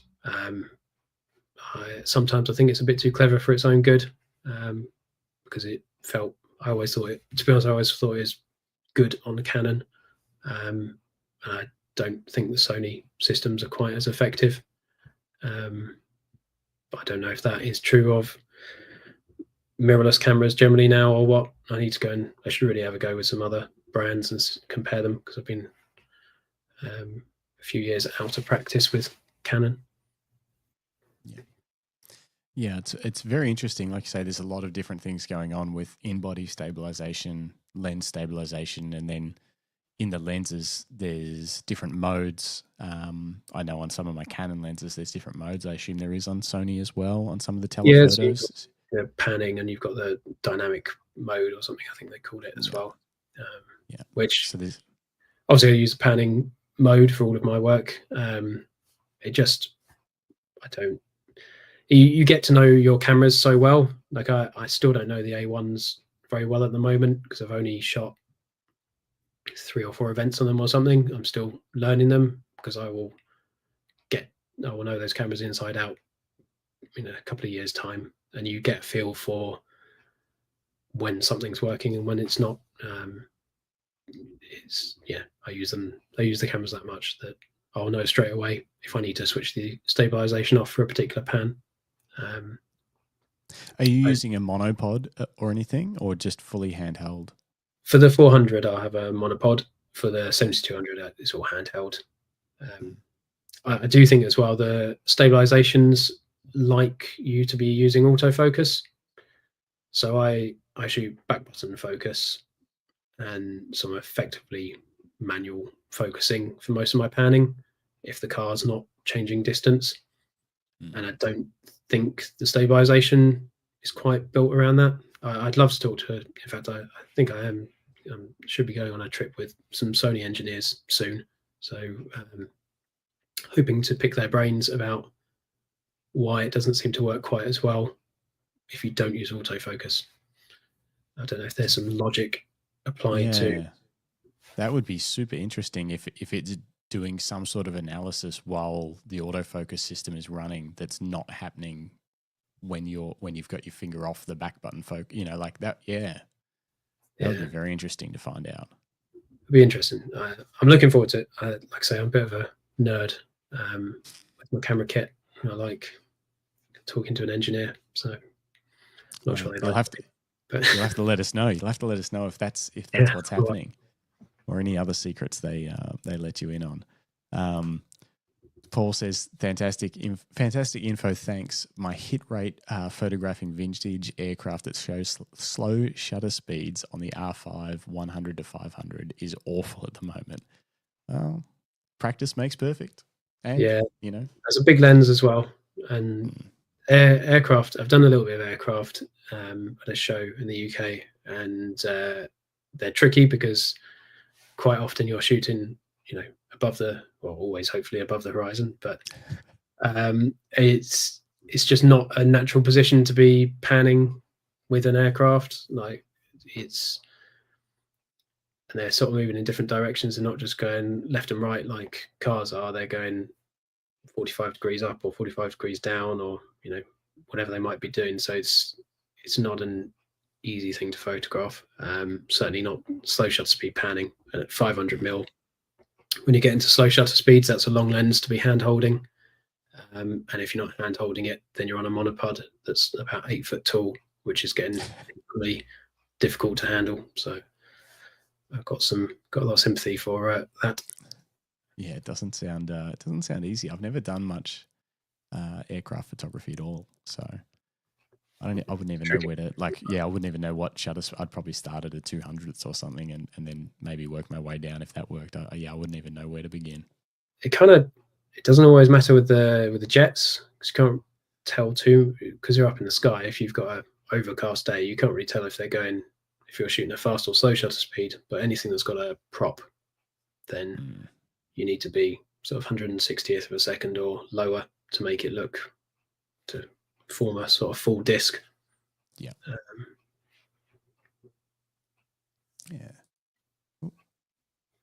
So those are both Goodwood Festival of Speed, another event I do for the organizer.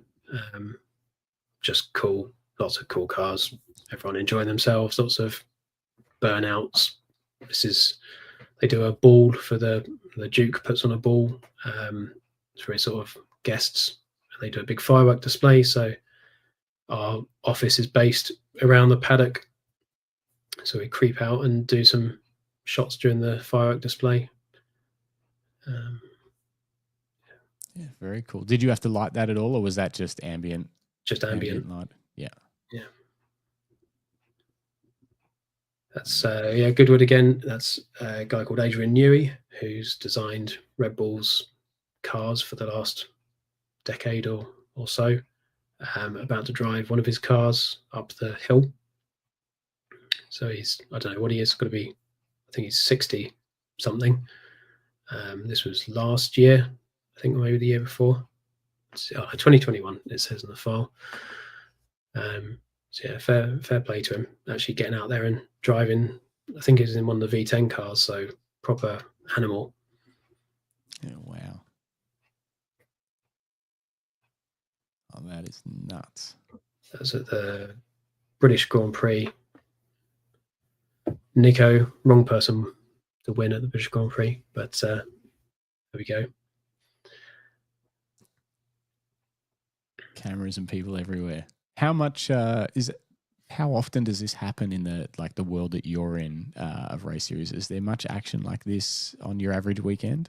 So our events are a bit quieter than that. So F1 is a different level of busy to us, but we have now got the Valentino Rossi effect. So we have Valet driving him in one of my teams that I work for.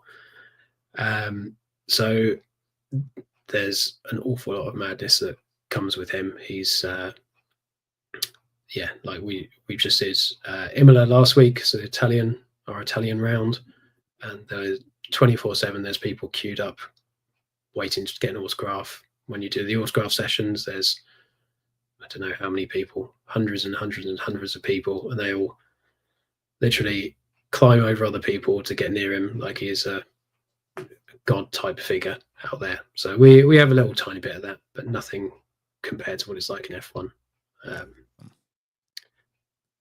Yeah, right. Is there, before we go on to some more images, is there anything, like, you've been doing this for, a decade or longer.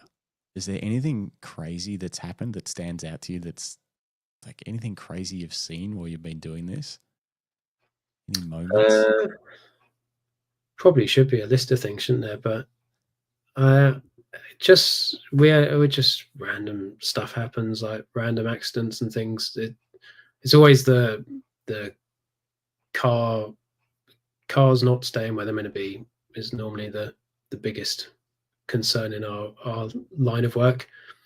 So big crashes where cars end up in funny places. I've had a few near misses, but nothing too bad to this point. Tend to get a bit smarter about where you stand as you go along, and get a bit better at predicting where stuff's going to end up if it does start going wrong. So even at this level of racing, which is a very high level, like safety is obviously very well taken care of at the, this isn't, these aren't backyard operations. Like there's a lot of safety protocols and a lot of, but you still have to take some of this into your own hands in terms of where am I going to stand and how careful do I need to be even at this level? Yeah, exactly. And you've got to, in the back of your mind, if you stand somewhere and you're, I don't know, on the outside of a corner and there's no runoff, so no gap between the track and the barrier that you're shooting against, we will normally have like a catch fence, which is like a mesh fence that we can hopefully shoot through the sort of holes in it. But if something hits that, it's going to move the wall and it's going to chuck a bunch of stuff through it. Even if a car goes through gravel traps and it chucks a bunch of gravel at you, that really hurts. So you just have to have in the back of your mind, how am I going to get out of here if it seems like it's going wrong? Is it worth it for the picture? Which I think is probably the bit that when you're first into it, you're like, oh, this would be a mega place to stand. Like there's a particular spot at Brands Hatch, where you go down a quite a famous corner called Paddock, which is a big dip. And as it comes up the other side, the gravel trap, it's got a huge gravel trap, but it pinches down to almost to the racetrack. And you used to be allowed to stand on that point where the gravel trap met the racetrack, but you'd get the cars coming down the hill, running a bit wide, going through the gravel trap. And it was a great photo, like cars completely sideways, gravel flying everywhere. But you are the first, there's the barrier, and then 6 foot behind it, there's you. You're the next thing it's going to hit. And I used to stand there because it was a cracking shot. I was quite happy standing there. I couldn't see the issue with it at the time. And now I don't get to go to Brands Hatch anymore, even though which is a shame because I love it. I went back there a few years ago and I was like, I could not pay me enough money to stand in this spot. Like it's suicidal. But it did not occur to me at the time when I was younger, less experienced. And I think they've stopped people standing there now anyway. So. Yeah, that's it. I guess it's experience, and like you say, it's how worth it is it for the shot? And when you're new, every shot's worth it. You're just excited to get great images. Yeah. So that was my first or second season, I think, with Aston Martin, and they won Le Mans with the lime car then, 97, which is the first time they'd won it in, I don't know, 9 years or something. But it's really cool because it was the first time I've been part of a team.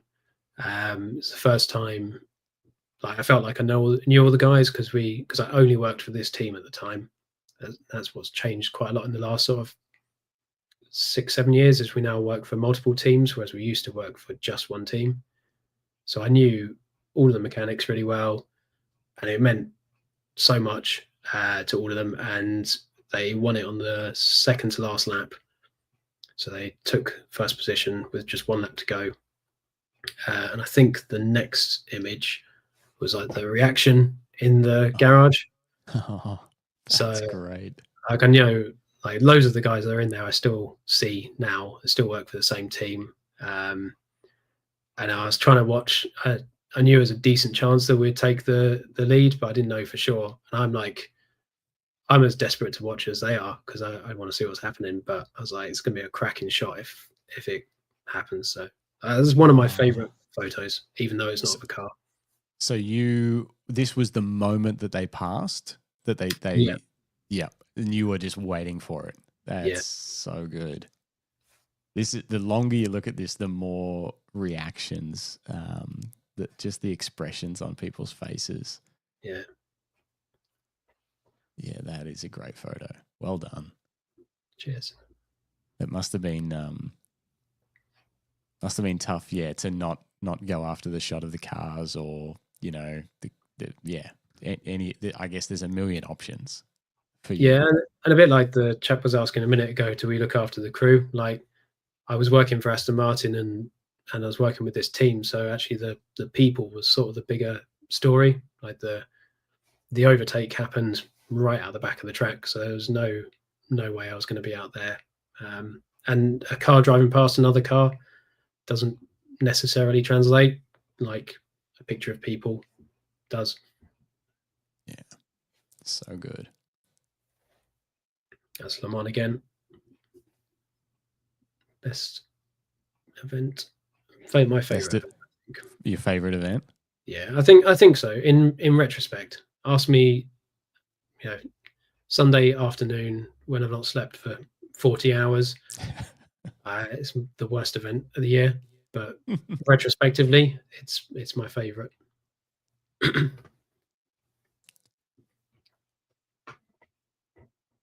So that's in the morning. That's sunrise. So the cars have been on track for 14 hours or something like that at that point. So they're all battered and covered in marbles. The bits of rubber that the other cars flick up. So the cars just look completely battered by the end of it. Yeah, gritty. Yeah. So you literally won't sleep through that event? No, you might grab 1 hour, normally after sunrise, sort of 10 o'clock in the morning or something. You'll try and grab an hour if you can, or actually quite often you choose not to sleep and go for a shower instead, because the shower wakes you up more than getting 1 hour of sleep is just teasing yourself. It's better to go and have a nice shower and brush your teeth. Yeah, refresh. Same again. Le Mans out the back. This is the proper bit of the track, which is still public road. There's a big spectator bank out there. They've all got the barbecues going. So you get lots of nice smoke, although it feels like a long time ago. We've not had a dry Le Mans for a little while, so hopefully some of that this year. Yeah, this comment come through a little while ago from Dennis. He said, "Got to fly. Thank you for your time, Nick. I think your work is beautiful. Dark, moody, and the in-tight human stuff. This is a great example of dark and moody, and we saw some of you capturing the more human emotions like that. Yeah, it's beautiful work. It really is. You couldn't have Dennis couldn't have said it better. It's good. It's good fun. I love it. It's not a proper job, so I'm very lucky to get to do it. And it is. Oh, look at that. So it's Singapore F1. That was the last race that Sebastian Vettel won in his career, unbeknownst to me at the time. But Singapore is cool. Like you cannot miss in Singapore. It's so cool. Looks great from every angle, every direction, everything. Yeah, pretty much, yeah. Lights, Formula One cars. Like Formula One isn't my bag really. Like I've done a few, 10, 15 races or something. But it catches each track at its best. Like the track will never look as good as it does for a Formula One race. Tons of spectators, tons of branding, lights, fireworks. Like it looks mega. Like it's great for photos. So it's great for photos. What about it isn't your bag? What makes you more drawn to the work that you're doing with endurance? It's very intense. So you get it's a lot like the racing. You have a 90-minute race, which realistically you're going to be working for a photo agency, because that's pretty much the only people that exist now in F1. Which means you're going to be stood on a particular corner for the whole race, waiting for action, waiting for newsworthy action, so a crash, pretty much. So you don't get the freedom to do what you want. And that's not true of everyone. There are photographers who get to do that. There's a guy called Vladimir Rees, who's incredible and does some incredible art. But for the majority of photographers who are based with agencies, you're pretty much doing like you are there waiting for something exciting to happen. You don't get as much. The free practices, you can do a bit more. You can go a bit more arty. You can go looking for some more exciting photos, but They don't have as much free practice running as they used to. It just doesn't do it for me for some reason. There's a lot of, every event you go to is like the biggest event of the year, but you do that every week. There's an awful lot of sponsor stuff you have to do in the evenings, going to dinners and shooting, grip and grin type things, which a lot of that stuff we don't have to do in sports cars. Our races are 6 hours at a minimum, 6, 8, 10, 24 hours. We see sunsets, sunrises, rain. Yeah. Photographically, I think sports cars has more to give. Okay. Although the events themselves at Formula One are unbeatable. They just look incredible. Right. Silverstone, our local track, is a horrendous track to photograph, except for Formula One and MotoGP. It's the only time that you will fill Silverstone. The rest of the time, it looks like a car park. Right. So not just too empty. Just yeah. And that's so interesting. So So that's Spa. Right. So we do all these, and for Le Mans we go into town and do lots of events with parades and bits and bobs like that, where the crowd can meet the drivers and do that kind of thing. So that was the driver lineup that won Le Mans in that previous picture, actually. Yeah. Okay. And is it that? So this was after they had won? No, this was before. That's what I was going to say. So it's this kind of stuff where it's like you don't know how important some of these images might be. Yeah. You know what I mean? As in, because you're taking them prior to them potentially winning the race, and then all of a sudden, who knows who's going to want these images and where they're going to get used because that's the team that won. Yeah. It's. I guess you just got to work, no matter what. Yeah, exactly. That's Spa. That's Eau Rouge, very famous corner off there in a couple of, or in next Tuesday off there. Oh yeah, that's it. Yeah, hopefully try. That was a random Ferrari track day in Shanghai. Got flown there for 24 hours, literally shot 48 hours, I suppose. Shot, literally landed, went to the track, shot for a day, went back to the track. The guy got so drunk the night before with his mates who were also driving that they didn't drive, and then I flew back again. So, what? Really? Yeah, they had an F1 car, and this, I think that's an FXXK. Stuff like that does happen occasionally. Wow. Weird. That's crazy. That's Goodwood again, members meeting. That's some sports cars at sunset. Historic stuff. Yeah. Cool. So general portraits. Gabby Aubrey, French racing driver.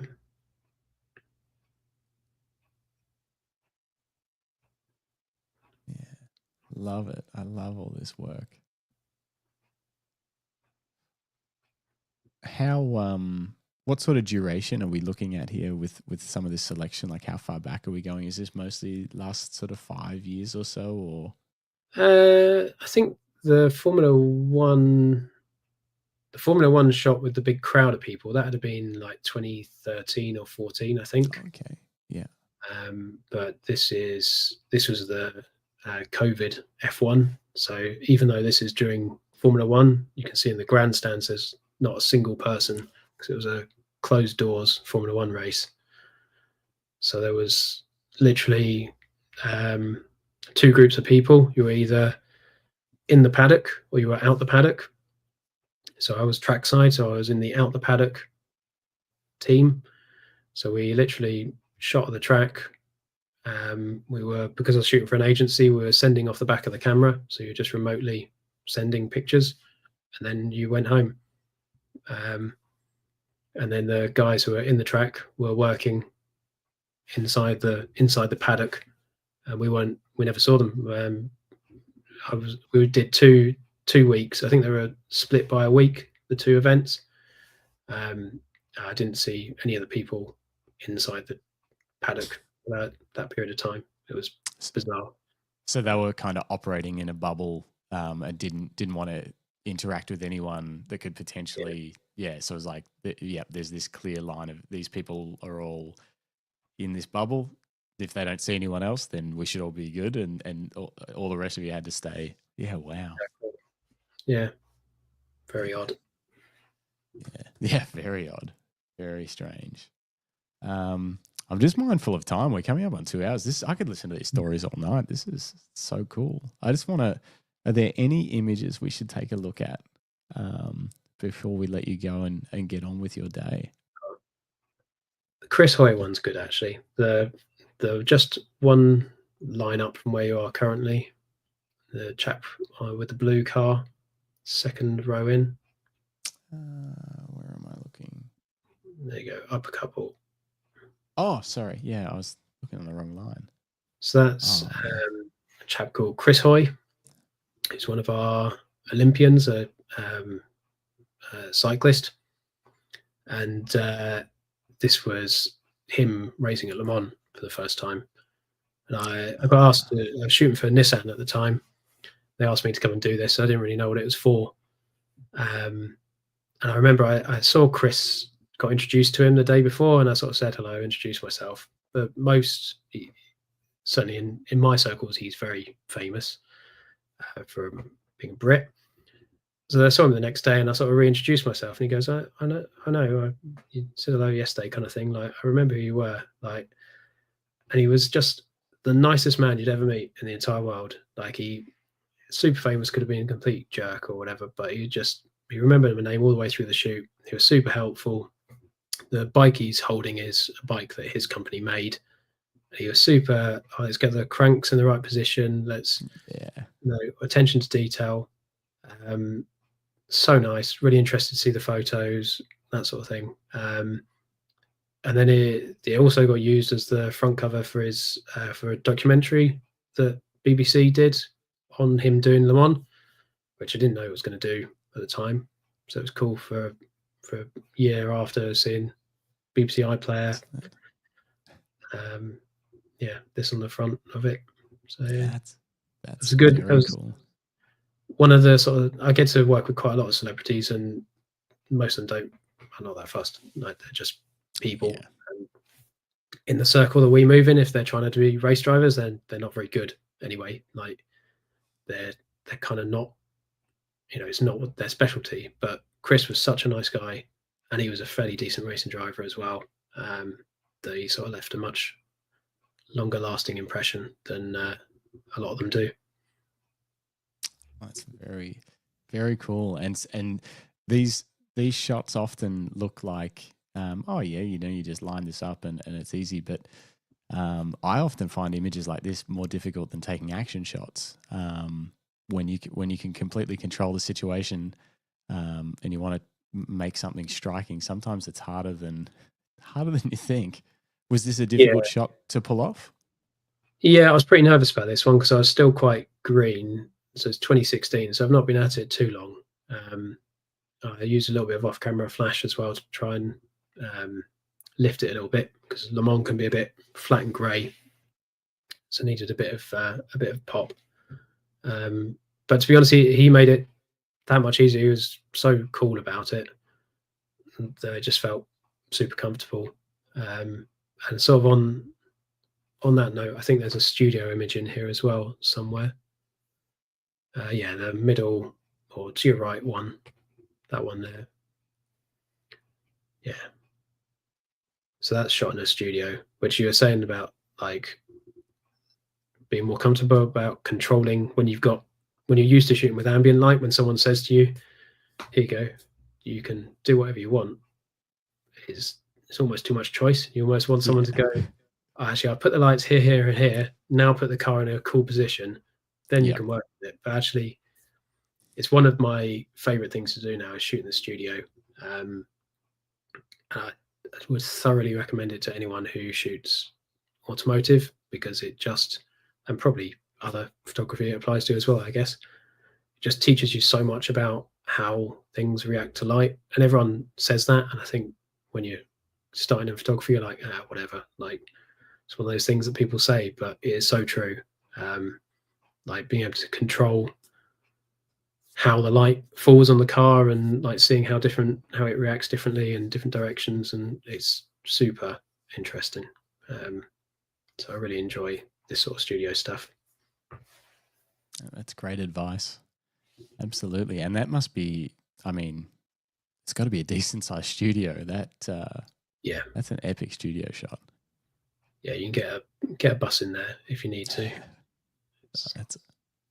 That's amazing and great advice. I think that's something something good to finish on. We've done over 2 hours. As I said, I could listen to this story the stories all night. And Bruce says, amazing body of work. And I agree. So cool. Tons of variation. Tons of human elements in there. Yeah. Really something to be proud of. Thanks. Appreciate it.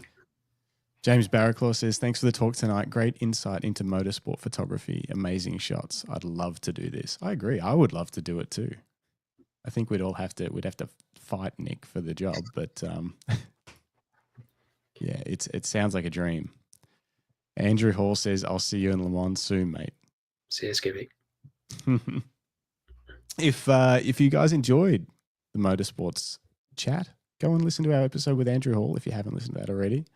I can't remember what number it is, but go back a few. You can find it on YouTube or on Spotify or Apple Podcasts or any of those things. I should do more of this stuff. I forgot all this stuff at the start of the show, but all of our episodes are on audio as well as on YouTube. So subscribe, like, do all that kind of stuff. And otherwise, Nick, anything else that you want to chat about before we let you go? No, I think I should let you guys get to bed soon anyway. Yeah, it is. It's getting to that time of night. I got an early start tomorrow.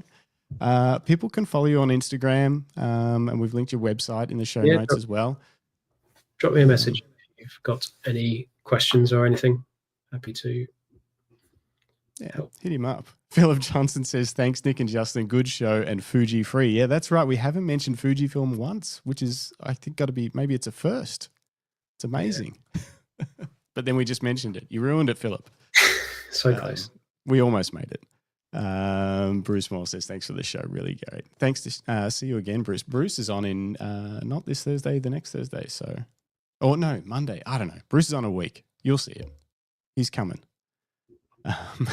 Andrew Hall says, Fujifilm. Rick Nelson says, thank you both for the show. It was great. All right. I guess we'll leave it there.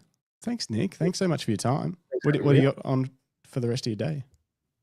I am trying to do a 1-day edit of some of the non-glamorous stuff I do. I shoot some a friend's furniture in a studio for him. So I have a 1-day furniture edit to do in half a day. Nice. And then I'm shooting again for him tomorrow in the studio. The less glamorous things I fill my time with between motorsport events. Between motorsport, furniture, yeah. Sounds stupid, but the compositing and the editing actually is almost the same as you do on cars. So it's sounds weird, but nice. And they don't move very fast. No, exactly. Nice change of pace. Bruce Morrill says next Monday. That's right. So Bruce is on Monday, May the 5th. Make sure you're there. And otherwise, we've got Tom Putt on Thursday morning this week. So the guests just keep on coming. All right. We'll leave it there. Thanks for having me on. Thank you so much. And thank you all for listening. We'll catch you guys on the next one.